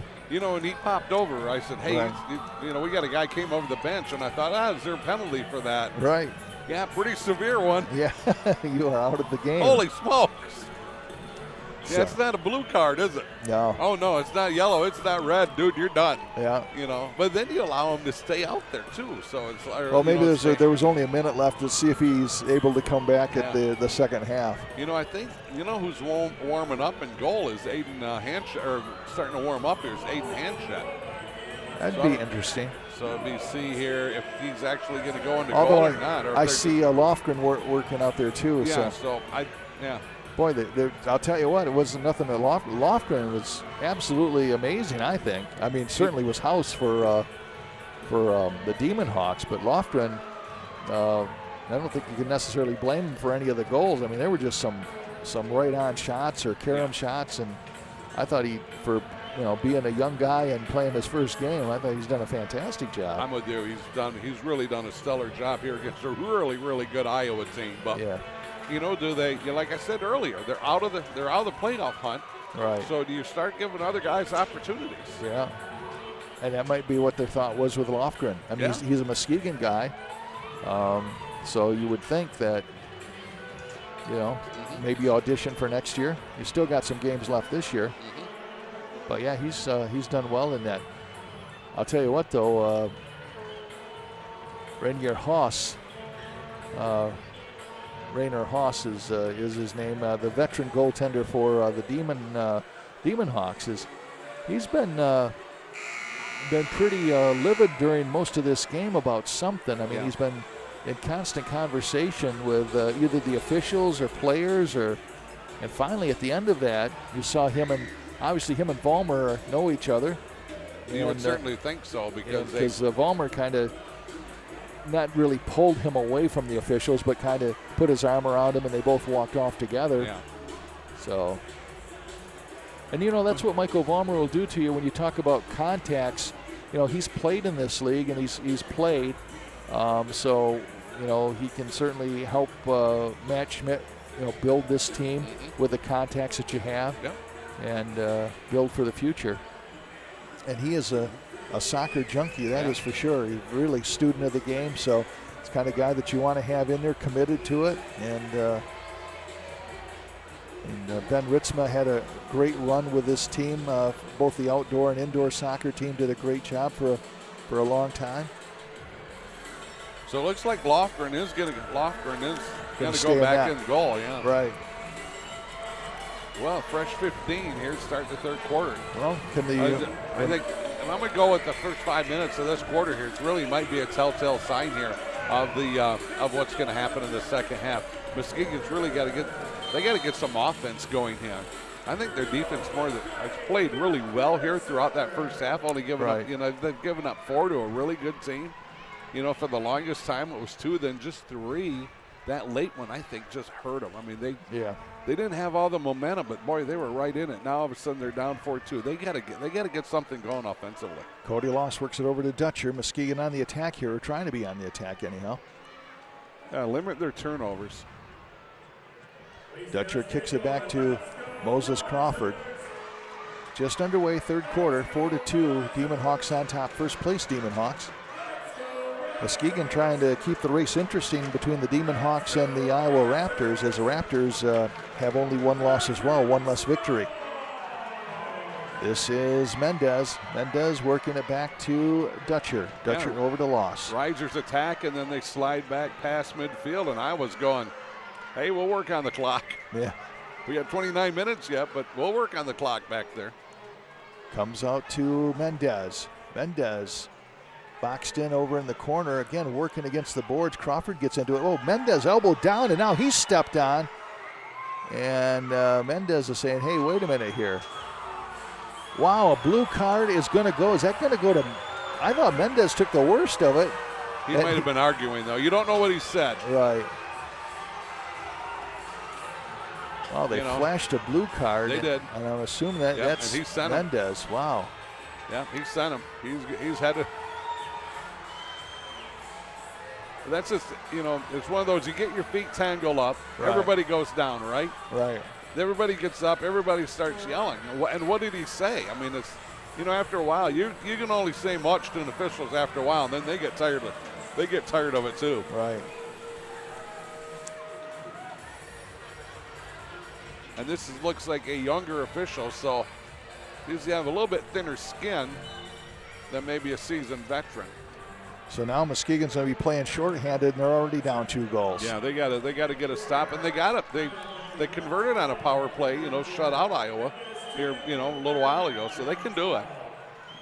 Here comes Freitas working over to DeSantos, back to Freitas. Freitas now to DeSantos. DeSantos kicks it. It's going to go wide. They got DeSantos out wide. DeSantos is up in front, right up in front of the keeper. 1:36 left in the power play. This is Pentuza. Pentuza now working around over to DeSantos. DeSantos kicks it. Oh, nice block there out front. I believe that's Dinsmore. Yeah, it was a nice block. Put in a passing lane, right? Yeah. Down in the corner, Carneo back over to DeSantos to Carneo. Out to Pentuza. 1:12 left in the power play. Iowa trying to work for a shot. Carneo up to Pentuza. Pentuza back to DeSantos. Thing of beauty, isn't it? Yeah. Oh, pass. Dinsmore out front, and saving it was Lofgren. Again, very close to that goal crease. And that's twice he's been able to keep it from going right over the goal crease. What do we got? 50 seconds left. Here comes Iowa on the attack again. Freitas over to Pentuza. Pentuza to DeSantos. DeSantos works it down to Corneo. Off-angle kick. to Freitas. Now here comes Merker. Merker breaking out. Getting back his Haas. Merker comes down, shoots. Oh, just goes wide. Oh, my goodness. He had House out of the net. And now kicking to score. 14. That is Pill. Taylor Pill converts shorthanded. 27 seconds left on the power play. And Muskegon scores at the 12-14 mark of this third quarter. So Merker's on the move. Hits the Jets. Comes down that left side. Okay, what we don't notice is Pill is behind him, but coming down on that right side. The shot goes wide. Pill, because of the hustle, is in position, and he has his body square to get a good swing on it and buries it in the net. Nice hustle. I mean, good steal by Merker. Great hustle by Pill. Gets the goal, down one. Muskegon back with some energy. And the power play still stays on. Shorthanded goal by Muskegon. Wow. Remember that? Iowa had been so awesome on the power play. One turnover, and just like that, they let them right back in the game. Freitas kicks it through. Loss with a nice block there. Gets out to Pentuza. Pentuza works it over right side. Oh, nobody. Carneal couldn't get it from the right side. One extra kick. And now we're back to full strength. This is DeSantos kicks it across the crease, and a shot header attempted by Carneal. No, DeSantos has it. And now it comes away to Muskegon. The ball just keeps going back through the crease there, doesn't it? Breakaway. Look out. Aleo gets it over to Mendez. He's got Aleo to the right side. Over to Aleo. Shoots. Scores! The Muskegon Risers, just like that, have tied this game at 4 apiece, coming off a shorthanded situation. They were back to full strength. 11:27 mark of this third quarter. That was Aleo on a great goal on the nice pass from Mendez. So, John, 5 words. What did we just see? Oh, my goodness. 2 goals in about 2 minutes. Yeah, well. And they tie it up at 14 all, and both on turnovers. Both of those scores on turnovers there by Iowa. Yeah, 2 goals in less than a minute, because the first goal was 12:14 mark, the second 11:27. Wow. So Iowa's like tied at 4. Yeah, Iowa's completely lost any momentum, and Muskegon has all the momentum. Who would have thought that a power play would turn against you, right? Yeah, really. And that's exactly what happened. The Risers now, the momentum. Boy, if they could get another one, I mean, I'm happy they got 2, right? Right. But if they can get another one, then Iowa needs to stop. They got to do something here to get momentum back on their side. This is number 13. That is Ethan Brown for Muskegon, trying to kick it clear, but he can't. Freitas has it.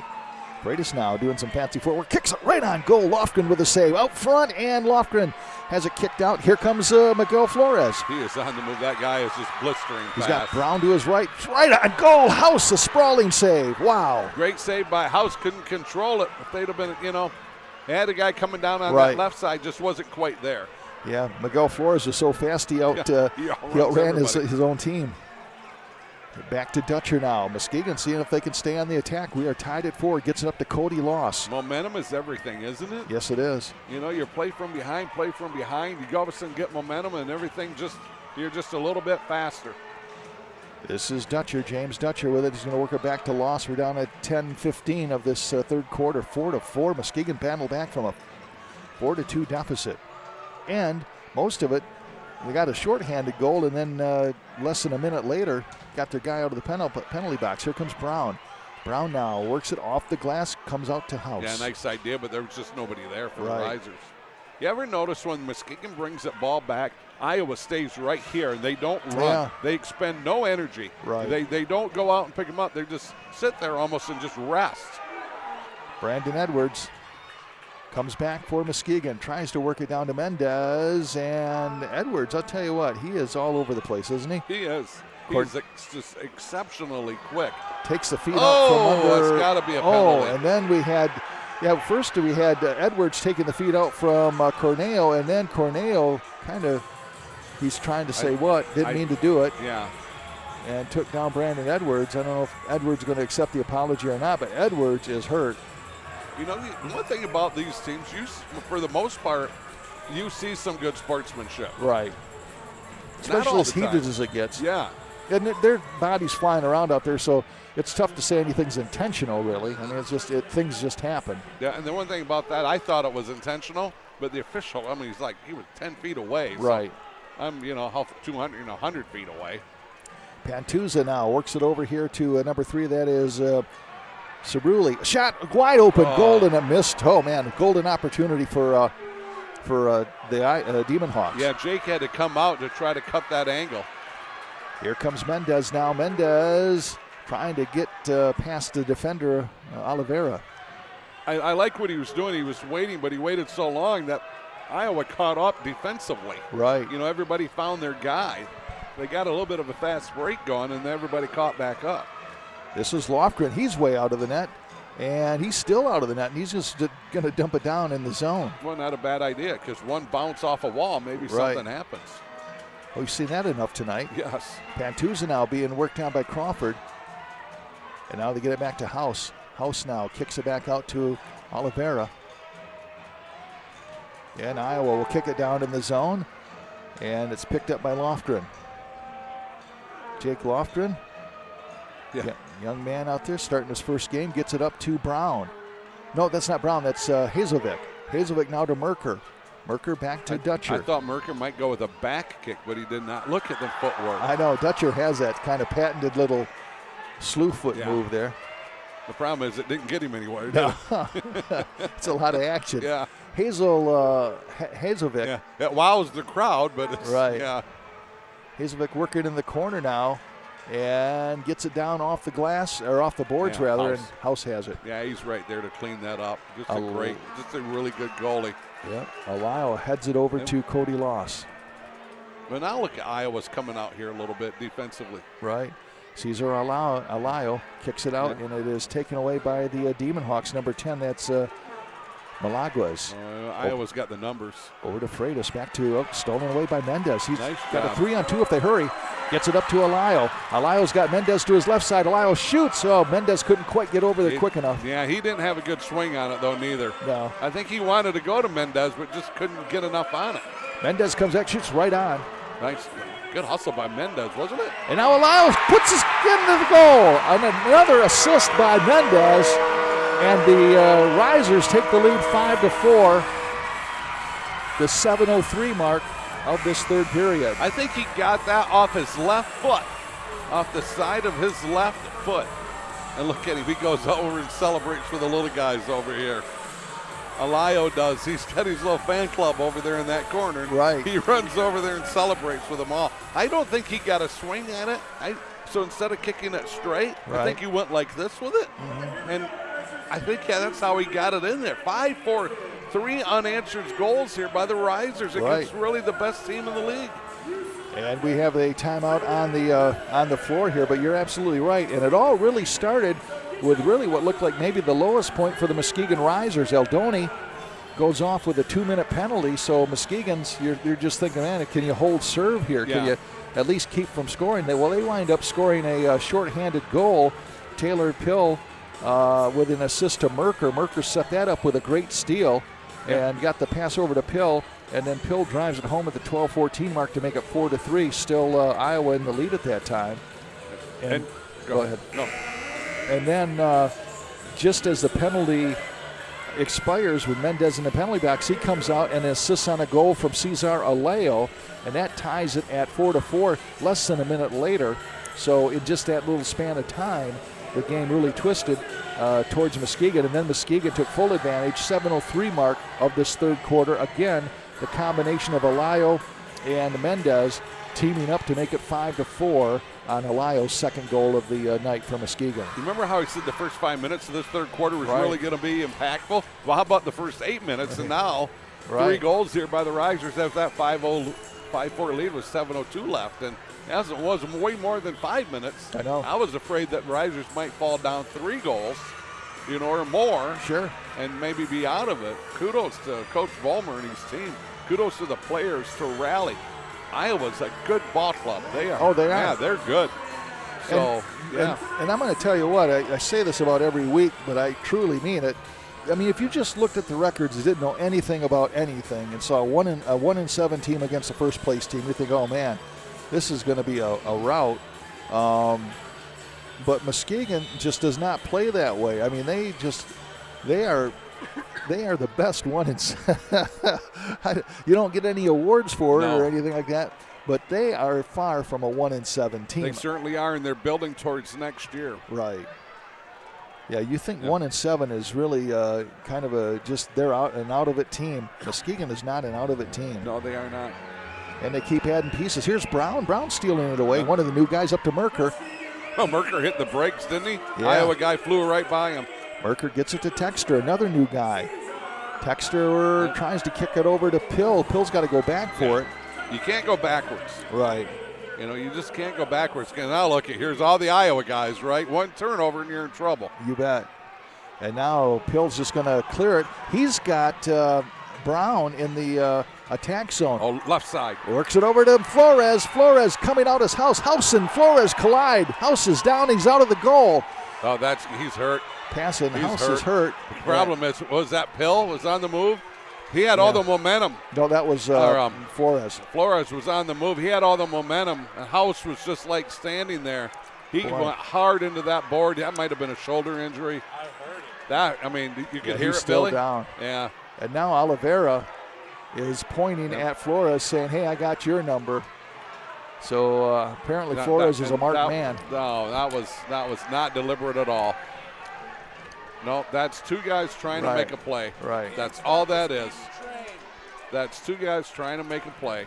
And still, House is down. Now he's flat on his back with his arms extended, and the training crew comes out. I would not be surprised. He might have like a broken collarbone, dislocated shoulder. Wow. Something like that. It was, that was that they said that's whatever, that's a football play. It's a soccer play. Right. That's two guys going for a loose ball. That's all that is. That was not deliberate.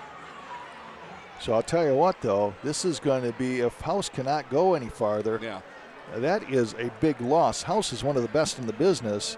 And now if you're a Demon Hawks fan, you're even thinking beyond this game, saying, okay, maybe he's going to be gone for this game, but are we going to be able to get him back? I mean, they're still in the, the championship hunt here.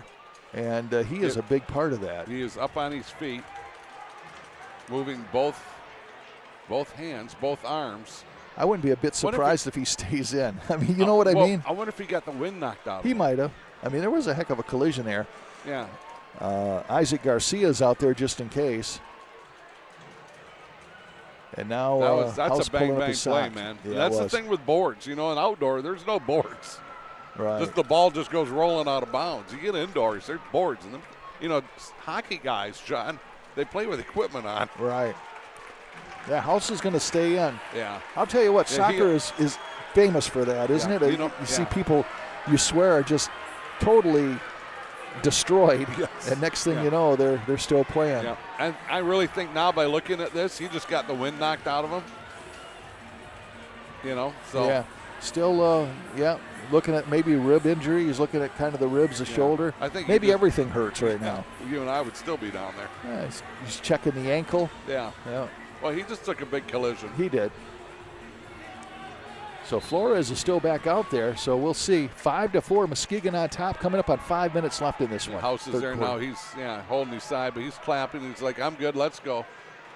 This is but you got to wonder, too, now, Flores, if they don't get a run on him somehow. Right. This is up to Flores. Flores is saved by House. Great block by House. Well, great block. Good swing on it, too, by Flores, but House came out, closed that distance. Well, Doctor, how does House look? Yeah. House call. Okay, here comes Iowa all the way down. Shot off the glass. Comes out to Flores, and he loses it, but Merker picks it back up. Now they're going to kick it to the side. And now we have a battle for it. And it comes out, stolen away now by number 3. That is going to be yeah, I tell you what, Merker took a hard shot right in the chest. Yeah. Ruiz comes back for Iowa. Gets it down to Freitas. Freitas right on. And Lofgren. Yeah, nice. I think Freitas knew he had one guy coming down the crease, but that was it. Right. Pass up to Pill. Taylor Pill with it. Their leading scorer. He's tripped. A trip. I don't think it was accidental. Right. It won't be a blue card, but it'll be a penalty to. And now Pill will. That was just feet getting tangled up. Right. Down to 4:55 left, third quarter. Pill. Block out in front by Nasamino. Out to Eldoni Mendez. Boy, they're crowding in on him. Stolen away by Almeida. Almeida now stolen back by Pill. Almeida and Pill going at it. Good battle. Comes back to Hazovic. Hazovic, now they're going to kick it all the way back to Lofgren. Have you even noticed now, before Iowa was staying back, now they're starting to come up? Right. Eldoni Mendez has it for Muskegon. 4:22 left here in the third. Muskegon's battle back. Oh, nice kick save there by Nascimento. Wow, what a block. Right. Down to House. House has it, and stolen away by Mendez, up to Hazovic. Hazovic has a block by House. Right, House used his face. To Mendez, to another kick save there by House on Hazovic. Mendez right there went right past him, just caught him off guard, couldn't get a swing on it. Two great saves there by House. Here comes Almeida lit back. Oh, my goodness, I thought that was going to go in. It doesn't. It's somehow cleared away by Muskegon. Oh, now going down is Mendez. We're going to have a penalty. And a penalty. That's got to be a blue card. Yeah, number 15 for them. He shoved him. Pereira shoved him right in the back. He shoved him right in the back and took him right out. Wow. And the official didn't Mendez see has it. got to watch it because he's apparently not getting a blue card. But if Mendez, he was already, I think, sent to the bench for chirping one time, and now it's just going to be the fans. Oh, well, we never hear the fans really speak out. Well, I tell you what he did, though. I mean, he was just turning and running back, and wham, Right. he ran up behind him and just tackled him. Here comes Merker. See if Muskegon can make it happen. Over to Dutcher. Dutcher now works left side, inside to Merker. Merker kicks off the boards to Dutcher. Dutcher off the boards, no. And back comes Iowa. Remember that comment I made a little while ago about sportsmanship? Right. I think that's out the window right now. Here comes Loss. Loss has it off the chest of Oliveira. Oliveira comes back now, and he comes kicked back into the Iowa zone. Well, I tell you what, you're watching now because there's so much action away. Right. Away from the ball. Your head's up here on a swivel waiting to see something else happen. Down to 3 minutes, 2 minutes and 57 seconds. Cornell stolen away by Alayo. Alayo with 2 goals here in the second half. Gets it up to Texter. Texter, and he pushes down a man, and there's no call. Yeah, no, there is right here. Okay. Won't be a blue card, but it'll be a penalty. Yeah. And you're like going, well, wait a minute. My guy got shoved, and there's no call. Why exactly. you calling? Yeah. So you got 2 minutes and 48 seconds left. Yeah. Iowa just went before the whistle sounded to start play. Yeah. So Texter picks up a foul. Will not be a blue card, just be the garden variety foul. And now Muskegon, here comes the kick. Muskegon back to block it. Boy, Lofgren is not happy with the defensive setup. He wants something other than he's getting. Pass over to DeSantos. Oh, nice save on it. Goes in again. Twice Lofgren has done that. He's actually got a piece of it the first time, and then it goes back off him into the goal, and we are tied at 5. I don't think he could get down quick enough because it was right on him right away. And it was low, and I think it kind of caught off of his shin guards, came off of that crooked, and then went in. Right. 2:44. Okay, yeah. 5-5. I'm sorry, 5-5 now. 2:44 left to go, third quarter. DeSantos scores his second goal of the evening for Iowa to tie this game at 5 apiece. That shot was so hard and so fast on Jake, and then slow. Right. So you had to go down to try to get it. And I just don't think he could get it that quick. Here comes Flores. That's blocked out front by Jarno. That's twice that Jake has had the ball actually saved, and it just, with the momentum, just goes behind him. Guilherme DeSantos. There he goes. And now we have Almeida battling with 2 Muskegon risers over there. And the officials know you got a lot of emotion going on out there, so they want to kind of keep control here. Here's Alayo passing over here to Flores. Flores works, shoots. Oh, a save that drives House back. Another save, score! 2 saves by House, but he couldn't make the third, and I think that is Miguel Flores. It is, with the backflip. I know. For punctuation marks. Got out here in the dark, and all of a sudden you see him elevate, flip, do the beautiful backflip, and wham. Wow, so 2 great saves by House, And that is in the book of how many saves can you come up with in a short period of time. Muskegon, to their credit, just kept pouring on the pressure, Cal. And they weren't right at house neither. Right. You know what I'm saying? It was left, it was right. No, it was left and it was middle. And he was, remember, he's trying to get back in position. And then, boom, that shot by Flores, right side, I think, upper right corner. House can't do anything about it. Right. Because he's trying to recover from all the movement of the previous block. Right. So 2:03 left here in this third quarter. Action-packed second half, 6-5 Muskegon. Nascimento with the ball. Works it over to House. House coming way out of the goal as he kicks it down inside the Muskegon zone. This is Oliveira with it up to DeSantos. DeSantos with 2 goals for Iowa on the night. Kicks it down to the corner. Going back for it. This is Brown, Ethan Brown, newcomer. The 7th goal of the season for Flores. Comes Dutcher down. It's House clearing it out. Oh, they turned it over. Iowa did. Take it with you. Yeah, Brown with it. Kicks it back to Hazelvik. Hazelvik right straight down the center. Shoots. Oh, blocked there nicely by Oliveira. Yeah, great defense, wasn't it? Yeah. And now Oliveira battling for it. Gets it back to number 15, and that is Pereira. Pereira. Here comes Dutcher. Dutcher back for Muskegon to Hazelvik. Back over to Dutcher. Dutcher breaks in. Oh, nice block there by Almeida. Almeida, yeah, great hustle by him. Oh, going down. Yeah, we had the got trip over the line by the official, Cerulli. And now it comes out. This is Cody Laws with it. Works it over to Brown. Brown now. Seconds. Down to the final minute. 30-some seconds left here. Over right side to Hazelvik. Off the glass, off the boards rather, and House has it.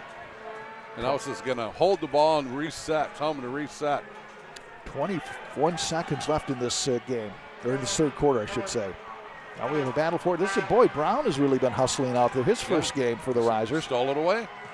Brown now kicks it off the boards. Comes out to Mendez. Mendez left side. Mendez working against Oliveira. Spin move, shoots, scores! Pushed Oliveira aside, scores with 4 seconds left. And Muskegon is up now 7-5. Mendez, who has had 2 assists tonight, finally gets in the book on a goal. And that was a hard-working goal right there. With 45 seconds left in this third period, Cal. Did the Iowa guy just kind of let up because he thought time was going to expire? I seen the push. He pushed past him. Wow. Yeah, I don't think it was a case of Oliveira thinking that time's running out in that situation. I just think Mendez was able to push past him. Yeah, your call was great. I mean, it was right on. But it was so easy. Right. Yeah, it was a physical move there by Mendez, and Muskegon now has taken the lead here after 3 quarters by the score of 7-5. They went in at the half trailing 4-2, and to come out on the other end of this third quarter leading 7-5. And they came out on a house on fire, and they got 2 goals in just under 2 minutes, I think. And one of them coming off. That's really what set the stage here. We can kind of recap what went on in that third period. Taylor Pill scored at the 12-14 mark to make the score 4-3 with an assist to Merker. And then it looked at a pretty grim moment for, actually that was the shorthanded goal. No. Let me think here. Yeah, that was the shorthanded goal. Muskegon was down 4-2. There was a penalty on Mendez. He goes in the penalty box for 2 minutes. Then Pill scores at the 12-14 mark to make it 4-3. So that was a shorthanded goal. I'll make a note of that. And then the penalty expires to Mendez just seconds later, and Alayo scores his first goal on an assist from Mendez to make it 4-4. Mendez and Alayo team up again at the 7:03 mark of the third period, as Alayo scores on the assist by Mendez to make it 5-4. And then the Demon Hawks right the ship a little bit as DeSantos scores his second goal of the night at the 2:44 mark of the third to tie it at 5. And then Muskegon puts up 2 unanswered goals. Flores scores at 2:09 mark to make it 6-5. And then Mendez here just really using brute force pushes past Oliveira and scores the goal with 45 seconds left to make it 7-5. And boy, what a wild setup we have here at Trinity Health Arena, Cal. First of all, John, really good job with that. Oh, thanks. I mean, that's goes a little bit slower than basketball as far as being able to keep score. Yeah. But I mean, like, it's like, wow. I mean, you're right on top of this. So kudos. Well, thank you. I'll take all the kudos I can get. Heck yeah. You've called a really good game tonight. What do you expect? Well, thank you. You too. What do you expect in the second, the fourth quarter? I guess you expect the unexpected. I think Vollmer's going to say, more of the same, more of the same, more of the same, more of the same. The Risers, and we tell you, a 1-7 team, they're playing really for pride. Yeah. But they still are a factor in this race because you have the first place Diamondbacks right now that they're playing. And right behind them, actually, I guess technically there's one more game here, but at 4-1 are the Raptors. So, Muskegon, if they can hang on and win this one, this keeps the Raptors going. It actually puts them in front. Mm-hmm. And they'll be back here, right? March 3rd? Right, March 3rd. So now the Demon Hawks, but we got a lot of soccer to play here. Here comes. We have 15 minutes. That could be that's 7-8 goals. Yeah. Yeah. This is Dutcher working it over right side now. Gets it back to Dutcher. Dutcher back over here now. That is going to be, I think that might be Texter over there. I can't see the number. It's one of the newer guys. Iowa now really extending that defense. Before they were laying back a lot of the times. They're really pressing now. Down to Merker. Merker has it. Gets it back to Texter. Texter works it, tries to get it back to Crawford. He does. Crawford resetting and getting it back to Lofgren. I'll tell you what, Lofgren's had two of the goals that went in against him were his initial save, and then it went behind him. So, and that last goal was just a missile. Right. Right above, like at his shins. Sure. He's set up. He doesn't know where it's going to go, and it got on him in a heartbeat. Crowd. The ball goes into the crowd. Wiped out a little kid, I think. I know, right in the head. The kid made an unintentional header there. That's using your head, young man. Looks like he's fine. So Mendez comes in. Boy, Mendez, what a second half he's been a part of. He was in the penalty box when they scored the shorthanded goal, came out and drew 2 assists right away and then scored a goal. I'll tell you what, this place, I think people coming in to eat are staying. Yeah. Because of all the excitement. Don't blame them. Here's Mendez, shoots right on, and House with a sprawling. Another shot. That one's going to go high. That one was by Flores. Man. That Mendes, though. Wow, he had a good swing at it. Yeah. Mendes, don't turn it over. Look out, he did. Here comes Almeida looking for his second goal, getting back his Hezevich. Oh, nice kick save by Lofgren. We have a guy down from Iowa. Oh, over in the corner. I didn't see what happened to him. After the kick, he ran into the board. Oh, all by his lonesome? He might have got assisted into the board. There's no call, but that might be Almeida. Trainer. Almeida's trying to say that he was pushed into the boards. But he was assisted? Yeah, he was assisted. Yeah, he's still talking. Now he's going to stand up. Yep. He's going to limp for a while. Nice. And then you're going to see him running like full speed in just about a few absolutely. seconds. Yeah. So I seen the trainer. Right. In the pregame, I was down talking to a couple of the guys. I seen the trainer. I said, I hope you get to just sit in the stands all night and not do anything. She goes, yeah, that's what I'm hoping too. But she's been busy. She's been out here a couple times already. Said, hey, you know a guy by the name of Ted Quick? Yeah. Did you ask her that? Ron, come on, those guys. Oh yeah, she says. They're from the same. They're on the same team, probably. Yeah. Yep. She's the trainer at Spring Lake. Oh, is she? Yeah. All right, ball comes back to House. House has played a heck of a game at goal too. He's done a good job. I mean, that last goal. My goodness, he made 2 point-blank saves. And then you get another, a third one. You're only human, right? Right. Here comes Lofgren. Lofgren now down to Flores. Trying to header, gets down to Merker. Merker battling for it. Flores trying to pick up his buddy and picks up the ball. Here comes Flores, kicks it down. It's going to go off the boards and now off the glass. And now a header comes by Flores right on goal to House. House, if he was a second late getting back, that's Flores with the header for the goal. This is Lofgren coming out to clear it. Oh, a little behind the back kick. Flores tried to keep it in play, doesn't quite do it, so it's going to go out of bounds. At 12:55 mark left in this one. Muskegon up by 2, 7-5. Don't go away, folks. No. there could still be 16 lead changes. And there will be another score goal. Oh, yeah. Pass down off the glass, gets behind Dinsmore, and now it's up to still inside the Muskegon zone. This is Cerulli with it. Yep. You know who's Merker's he's been involved in a lot of He stuff has. here tonight too. Right. Up to DeSantos. DeSantos back to Pantuza. Pantuza now. Oh, nice move by him. Has to come back for it. He hit the brakes, didn't he? Yeah. Hit the brakes on Merker. Merker went right by him. Dinsmore steals it away from DeSantos to Flores. Tries to get it back to Alayo. Now he's going to put it back to Lofgren. Lofgren kicks it out to Dinsmore. And Dinsmore works it over to Alayo. So see if they can set up another attack here coming up on 12 minutes left. Ooh, push down as Mendez. No call. There's got to be a call. Or was there? Yep, the other official called it. Yeah. I think Mendez still wants the blue card. He's still not going to get he might get a blue card because that's the official that I think gave him the blue card for chirping before. This is Mendez now. Mendez has it stolen away, and this is Almeida. Almeida. You know, you're down to just under 11 minutes or under 12 minutes. You just got to start. You can't make mistakes anymore. Right. Yeah, that nice 2-goal lead. You still have to keep pressing, but you just cannot turn the ball over. Back to House. Oh, Flores kicked it past. Now House comes all the way out. House and misses Flores from behind. House is way inside the attack zone, and now he's going to go back. Gets it over right side now, and nice spin move there by Iowa, and this is Dinsmore. We got another guy down here. Going but down. I don't know what for.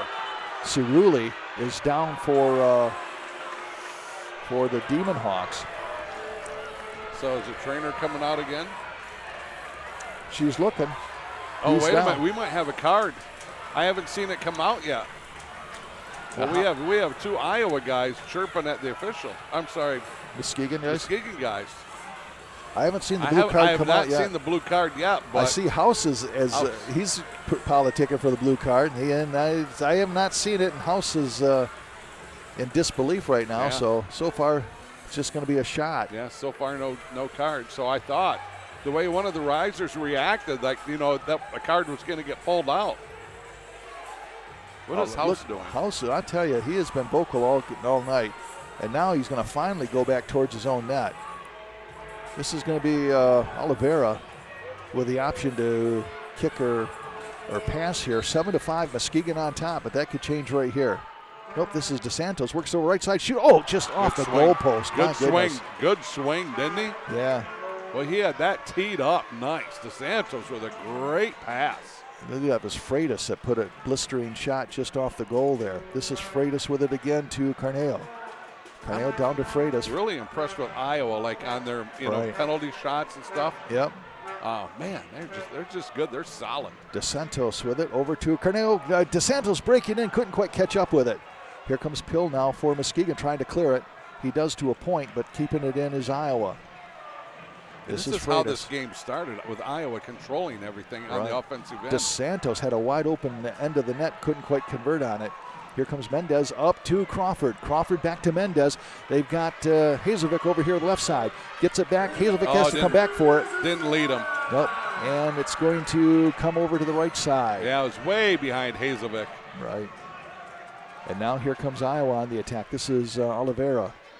Going to work it back over to, I believe that is Freitas over there. Risers up, defending, working on that clock. You saw there 10 minutes left. A second is a second, right? Isn't it? I mean, when you're in that fourth quarter like this, every second counts. Pass into the attack zone now. This is Almeida with it, I believe, battling against Cody Loss. Every second, every possession counts. Cody Loss now. Cody Loss and Almeida going in. Almeida comes away with it. Almeida still has it. Good work for him. Kicks it over to the left side. And this is a shot off the boards. A shot by Pantuza. Score, a save and a score. Pantuza had the first shot blocked by Lofgren, but then got in there for the second shot, and the second shot goes in, and now it's 7-6 in favor of Muskegon still. So Pantuza gets in the scoring book. What did I say about 2 minutes ago? Yeah. We're going to have another score, and sure enough, we did. So 7-6, that is the 9:51 mark of the fourth quarter. So many times in both teams, They're not shooting the score. They're shooting to get the ball on the board for the ricochet to come back out Right. for the next guy to get a shot at it. But this one was one where Pantuza put the first one right on net. Lofgren saved it, comes right back out to Pantuza, and he knocks it in. The turnover out here now. Now it's just the 1-goal lead. Right. You almost got to heat back, try to get back going on offense again. This is a Leo. No call. Oh, they called it. Yeah, it won't be a card, but it'll be a penalty. I didn't think in this game, and especially the second half, I didn't think that would be. That's just two guys going for the ball. Maybe it's the fact that Aleo was in the air, kind of defenseless. I don't know. Maybe. Yeah, there was no doubt he was in the air. Right. So now Aleo did a little Superman there flying. Aleo kicks it. Ooh, that goes off the top crossbar. This is Pantuza just coming off a goal here for Iowa. Gets past Brandon Edwards. Pantuza now. They could work a 3-on-2 here if they do it right. Pantuza comes down, shoots over across, nice and Aleo with a nice block there. We got carpets up. We got a crease in the carpet that slid up in the goal. Battle over on the officials side. don't see it yet. No, neither does the goaltender, Lofgren. And now working all the way down is Nascimento, and it's kicked out there by Muskegon. Aleo has it stolen away by Cerulli. Over left side to DeSantos. Edwards trying to run it down. He couldn't get there in time. 7-6, Muskegon with the lead, but things change in a hurry. Here comes Freitas now for Iowa. They're trying to go on the attack. Shift change here for Iowa. Oliveira gets it to Journo. Journo now kicks it down over to Freitas. Freitas works left side, being watched by Merker. Nice move. Wow. And now he kicks it through. Oh, that was a nice block there by Brandon Edwards on Cornell. It's amazing how fast these guys can stop. Oh, Edwards got dinged. Yeah, he is. He's hurting. Right. And now Cornell comes back for it, leaves it down there for Oliveira. Iowa just controlling this on the offensive end here. Left side to Freitas. Freitas off the glass. No, Aleo, a little bicycle kick, kicks it back out, but kept in by Cornell. We should get a timeout here any minute, probably yeah, the the next 7-minute whistle. marker. Yeah. Here comes a shot. Oh, it's going to go high. And here comes Aleo. Aleo is trying to work his way around a pesky defender in Oliveira. That's twice he's had it taken away here defensively. Boy, Lofgren comes out, and he gets away with a push down. Yeah, he gets. We're going to get a call. Yeah. Well, he took him down. I mean, how do you argue Right. that? He took him down from behind. What do you think? Don't make any difference what I think. Yeah, man. Well, me neither. But you know what I'm saying? He kind of took him down from behind. So. There have been calls on both sides tonight that definitely could be argued. Yeah. So now a penalty kick. What the heck? Is that 7:36? Yeah. Shot put up and score. Oh my goodness, we are tied at 7. The guy that scored was behind the keeper. He slid in behind him. I don't even know if he was even there. So did the short get 0 score that? I thought it was Freitas, unless somebody. Not 0. Well, Freitas kicked it in, and he's getting all the high fives. All right, Riser fanatics, the lights are about to go out. But John, there was a guy in behind the keeper, small guy that was in there. Everyone, up out of your seats. Come on. So I don't know if that was him or not. 7:35. We'll see what. We're tied at 7, right? Yes. Here comes. You can get those phones out as well. Comes the Sweet Caroline version. Are we singing, Billy? I don't know. Last time you sang pretty good. All right, warm up. Let's hear it.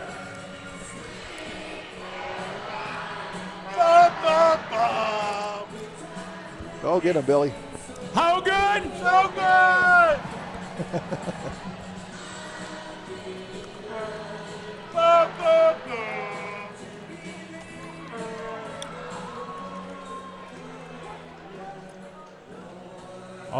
Due to the magic of Jeremy's editing, we're going to do it again. I think you can even be louder.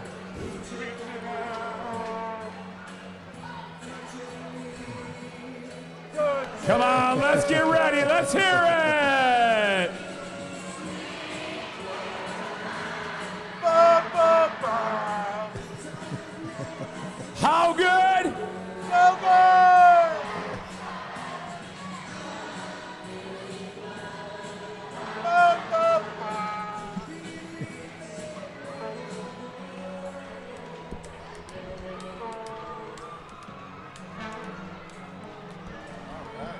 Okay. There you go. Billy Mann. All right, Well, the one and only. Good job. I do know we're beyond a Keep shadow. it going, Risers fans. What's that? I do know beyond a shadow of a doubt that there was a guy from Iowa that snuck in Behind him was standing in the right in front of the net. So I don't know who do you say? I said Freitas was the guy that made the kick, but I don't know if that little guy came out and redirected it. Now's not the time to get quiet. He's going to see if Lee was going to announce who scored it. I wrote it down as Freitas because at least he kicked it. Yeah. And I didn't. To be honest with you, I didn't see the guy behind him, but I seen him. I But go you, Freitas. it was Freitas. good job. You're getting attaboy today. All right. Don't lose it. No. Ball down in the Muskegon zone. Now we're tied at 7. Over 2. Oh, that was Brown with a bid, and he couldn't quite narrow it down. House with a great clear. My goodness. Brown. Wow, I tell you what, Brown, man, that was whoo. Made a bid on his first. Nice work there by Flores to set him up. And now this is Hazovic with it. So we're tied at 7, coming up on 7 minutes left in this one. Here comes Pantuza. He's already got 1 goal tonight. Hazovic comes back to defend him. Pantuza works it. Here comes Cody Loss. And we have a foul. Grabbed him. And now we have a Muskegon player, that's Hazovic, pleading his case. Oh. First half, I mean, there was hardly any chirping or anything, but boy, this second half has been just a lot of chirping and everything going on. Both sides. Both sides. Here comes, DeSantos blocked out front by a combination of Hazovic and I think that was Flores. I think he got most of it. Flores not feeling all that good. And now a kick over, comes back to DeSantos. DeSantos has got an open, nice face save by Lofgren. Another shot. That one goes off the net. And now it comes back. This is Crawford trying to clear it. DeSantos is there, kicks it back out to Oliveira. That time Muskegon's got to clear this ball and get something going on their offensive end. Iowa's been controlling this here for quite a while now in their offensive end. Pantuza now works it over left side. This is Cornell, gets it over to Pantuza. Pantuza is kicked and cleared away by Flores. Wow. Problem is, it should be Iowa's ball. That's what Iowa's saying. That's what Cornell said. Yeah, because Flores was the one that kicked it up. You know what I'm saying? Iowa's been controlling on the offensive end here for how long now? Tied at 7. They come back from 2 goals down. This is Journo right side. That's going to be lofted up into the webbing netting. So now you got, 6:05 left here in this fourth quarter. Lofgren. Nice throw out. Even it down to Densmore. Densmore scored the first goal of the night back a dozen hours ago, it seems like. Yeah. Here comes Oliveira back for, I'll tell you what, you're right. The Demon Hawks have the brunt of the play right now, don't they? Yeah, they're just living down Off here in the offensive end. Boy, knocking it down was Lofgren. That could have been bad for Muskegon. Seems like when Muskegon scores, it's not off of a set offense. It's something that just quick happens, you know? This is Journo working left side. Cody Loss trying to make a slide save there. Yeah. Iowa, when they score, it's like more of a setup play, bounce off the wall. Right. Someone's coming in down the lane. Here comes Freitas. Freitas worked on by Flores. This is Dutcher getting into the act. Flores now is just going to kick clear over to Cody Loss. He's going to wait. Good job by him. See, now he's got that 4-on-3, 4-on-4 going. Here comes Crawford. Crawford working it down. Cleared out, but not all the way because Loss is there. Loss kicks it back to Dinsmore. Brandon Dinsmore now brings it back, tries to reset. Coming up on 5 minutes left in this one. We're tied at 7. Up to Crawford, little bicycle kick behind. But there's nobody. Maybe he thought somebody was there, but I mean, he did that, and he's giving the ball right back offensively to Iowa. And now we have 40 left to go. Here comes Iowa with it. Now this is number 15, and that is Perea. Yeah, nice job by him. They just kicked it way down in the corner. Off the glass.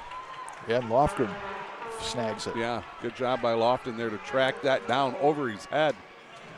Brandon Edwards works it over to Moses Crawford. Crawford to Edwards. We're down to 4 See, 17. Look at all this defensive pressure that Iowa's putting on. Right. Taylor Pill has it, and now it's kicked all the way back. It's going to go all the way back to Lofgren.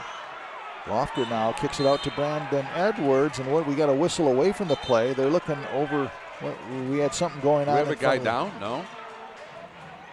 Official talking to Pill. The hand touch, maybe? Could be. I'm not sure. Looks like Muskegon will have it, right? Yeah, Tyler Pill will have it. Taylor Pill. Pill's going to kick it down. He's got Aleo over in the corner. Aleo with 2 goals on the night. But I like that. He kicked it down into that corner trying to make something happen. Right.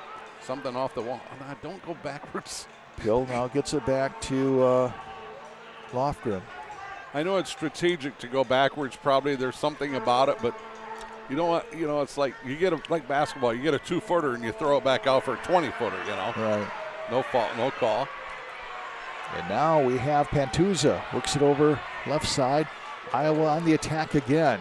Oh, comes all the way out there. Pushed down Cody Loss. No, wait a minute. They're gonna whistle a foul on Cody Loss. Just a foul. They want a card.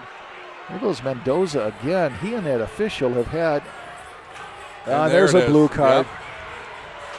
And man, somebody's got to get a hold of Mendoza and get him cleared away. He's already had one. I know there's a lot of passion there, and he's not happy with what's going on. But Muskegon now is going to be short. Well, I'll tell you what, the short-handed situation worked well for Muskegon last time. It's what launched them into the game again. They were down by 2 goals, and they scored 2 goals. Well, 1 goal on a short-handed, and then 1 goal shortly after that. Cody Loss is the one that's going in the box. So Cody is gone with 2 minutes left here. There's 3:31 left in the game. And you're giving Iowa, which is a very good offensive team, but now they killed him. Muskegon killed one earlier and actually got the goal and a short-handed. Yeah, they killed but you're still giving a very good Iowa team who's very good at setting up on the offensive end and running plays specifically for this. Yeah. 3:31 left to go, and you're giving them 2 minutes, and it's tied up at 7 in the 4th quarter. This is trouble. And this is DeSantos, and it's blocked by Edwards. Comes all the way back to Freitas. Freitas now with it, works it down in the corner to Pantuza. Just watch them move the ball. They've been doing that so well this whole game. They haven't got a lot of shots on goal, but they move it well. Back to DeSantos. He's going to miss everything off the glass. Comes out to Almeida. That's the second time he's been high and left from that position. DeSantos works it over to Freitas, right on and scores. Nice assist there from DeSantos, and Freitas will score a goal. That's his 2nd goal in a row here. So he's got 2 goals on the night. And I think maybe Lofgren might have, you know what, it was you would think you would have thought maybe that he could have stopped that. I'm kind of wondering maybe if an Iowa guy went by him right in front of him and he just lost sight of it. Could be. Yeah. In essence, it might be the easiest goal he gave up tonight. I mean, he's been like standing on his head at different times almost. And that one just looks easy. You know what? I wonder if something's going to happen here with Coach Vollmer, because Vollmer and that official got into it. And I wonder, Muskegon's called a timeout, but I'm wondering, I'm going to be anxious to see what's. Give a big riser shout out. Okay. I was going to see, because Vollmer said something to the official, and the official I thought was going to start waving a card here, and now the official's talking over here by the board, so we'll see if Vollmer's still out there coaching. So we're getting to the point now that we're back to even strength. Yeah. But Iowa's got the lead at 8-7. So you're to the point now where you're probably going to be pulling Lofgren. But what is it, 3:03? Yeah, you're probably in that neighborhood anyhow. Probably maybe not right off of the maybe 2-minute mark. Yeah, probably. It's been Taylor Pill that's been putting on the orange jersey when that time comes. Yes, that's correct. Extra attacker. He's their leading scorer. Although, and you can't put Crane in the jersey because he's out. Right. Yeah. You know what, Lofgren. Let's see here. Yeah, Lofgren is staying in, so they are pulling him right now. And it looks like Mendez has the orange jersey. Yeah, Eldoni Mendez is going to put on the orange jersey. So Muskegon's going to have an empty net. 3:03 left in this one, and Iowa up 8-7. Well, it gets serious now. Yeah, it does.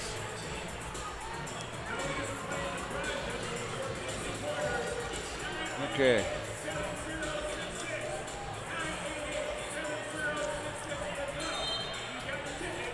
All right, Muskegon with the ball. Eldoni Mendez with a couple of goals tonight and an assist. Down to Flores. Flores works it back over to Mendez. Down to 2:49 left in this game. Muskegon trails by 1. They just got to be so careful here. Hazelvik works it down to Merker. Merker right on goal. Man, wow, blasted that, didn't he? Yeah. House makes the save there. He didn't have much choice. That came right at him. And now it comes all the way down, and Mendez has to go back for it with 2:28 left. Here comes so Mendez. Close, but yet so far away. Right. Mendez kicks it down to Dutcher. Dutcher surrounded by Iowa Demon Hawks. Pantuza, Dutcher goes down, no call. And now we have an open net, and there's going to be a goal. That's going to be a score by number 18. That's Almeida. It's going to be his second goal of the night. You know, it's something. There's something about the clock. Oh, really? The clock was stopped. Okay, so they're not going to allow the goal? Okay, they are not allowing the goal. There we go. Okay, so Muskegon has it now. They kick it down on goal, so Muskegon... Before the goal was scored. So there was a stoppage of play before the goal, and now another blue card. And a blue card, and that's going to go on Eldoni Mendez. Yep. They've had enough. So Mendez is pretty much going to be gone for the entire game now. There's 2 minutes in the penalty, 2:05 left in the game. So now they're going to bring in the goaltender. Jake Lofgren. Yeah, Lofgren, because really an open goal would just get them even strength. You need two guys calling this game because there's so much going on on both ends. Wow. So now Lofgren back in there. 2-minute penalty against Muskegon, and boy, can shorthanded magic work again for them. Here comes DeSantos. 1:55 left in the game, 1:50 left in the penalty. So for all intents and purposes, that penalty is there's only going to be 5 seconds left if they do survive it. Now comes over to Cornell. Oh, nice save there by Lofgren. Here comes nice with the one hand. Cody Loss gets it up to Dinsmore. Dinsmore works it up, dumps it down. See, the House comes all the way out. Now Pill is there, could not keep it in. House could not get a good swing at that. He didn't clear that like he wanted to. Pill was hassling him. And now it comes all the way back. This is Freitas. Freitas on a break from the right side. Oh, and his feet taken out from under him by Cody Loss. Nice play by Loss, and Loss slips. Clean break there. Clean tackle by Loss. Brilliant play. Here comes Pill. Pill down. 1:09 left in the power play. 1:13 left in the game. Pill goes down. No call. And back comes Iowa. And now this is Aleo taking it away. Aleo with it over in the left side, and he's having all kinds of trouble there with Pantuza. Pantuza and Aleo. Play's getting physical. Now comes back to DeSantos. Under a minute left here. There's 47 seconds left in the power play. 50 seconds left in the game. Back to House. House kicks it back over to Freitas, and he gets it to Pantuza. And now it's just keep away, like on the playground, remember? Right. They're working it back to DeSantos. Yeah, they're not even on the attack now. They're just trying to eat some clock here. We're down to 26 seconds in the power play. This is DeSantos coming back, works it over to Cornell, and he's going to pull it back. He's going to kick it way back. Yeah, good play by him. Pantuza, 23 seconds left in the game. Works it over here left side, gets it to Freitas. Freitas now back to Almeida. Yep, nice job by using the board, didn't that? Wasn't that? Down to 12 seconds. Pantuza down to DeSantos, down to 7. And this is going to be all over but the shouting now. Down to 4 seconds, down to 3, down to 2. And this is going to be the end of the game. But you know what? He kicked it up in the ramp. This is going to be an interesting call because I think there was still a second left on the clock here. So technically, well, I don't know. I guess they're going to. I tell you, you know what? We had Aldoni Mendez Right. follow that official all the way out. And, boy, I tell you, that was not good on Aldoni's part. No. I mean, play ended. Aldoni comes right out behind the official and follows him. 7. And So that is going to, Coach Yes. Vollmer wants a Yes, second on the clock because yeah. when the Iowa player cleared it, he just kicked it up in the rafters, and Yep. he's not going to win that argument. No. So he will not. So this game is going. Like a house comes over, shakes hands with the officials. Yeah. No, he shakes hands with Lee Andrews. Yeah. So 8-7. Man, what a wild one here, and that is going to bump. That's going to bump the Demon Hawks up to 6-1. Raptors still at 4-1, and the Muskegon Risers are going to drop to 1-8. You know, House, like he's going, I think he has got a connection here somehow with Muskegon. Yeah. Because he's going around, he's high-fiving with the fans and everything. Yeah, maybe. So he's got a connection here somewhere. Because he's waving, people are waving at him.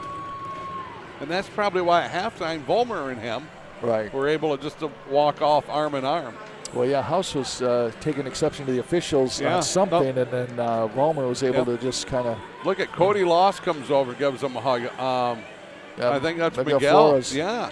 There's a connection here somewhere that we just don't know about. And then look at Vollmer and them, they're hugging. Yeah. Right. So there's that connection here. I'll tell you what, Muskegon gave them a heck of a game. Oh, they did. And to the Demon Hawks' credit, they came back to pull it back.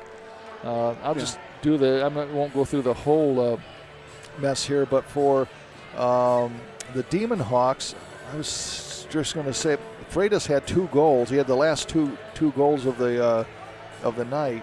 For actually, Almeida had the final goal.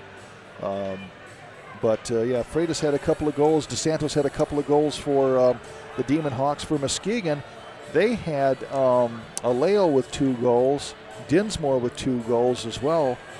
And great game played by Mendez. Mendez had a goal and 2 assists.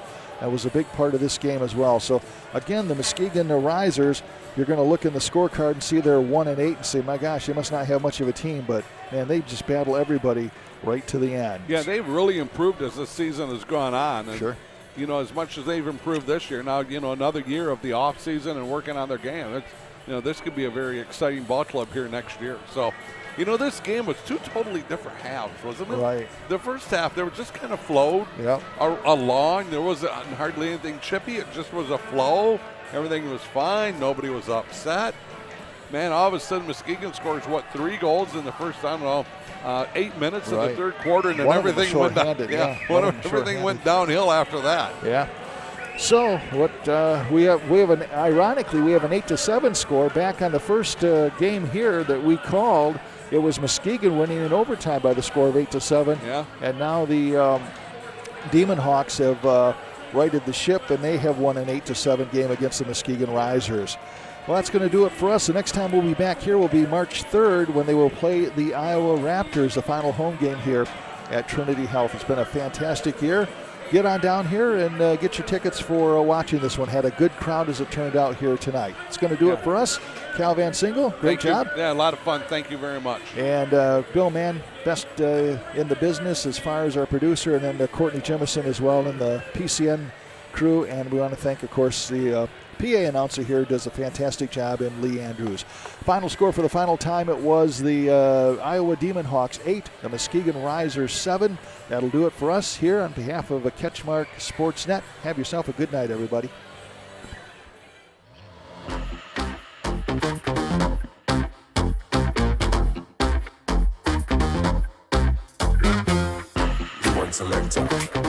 Rewind selector.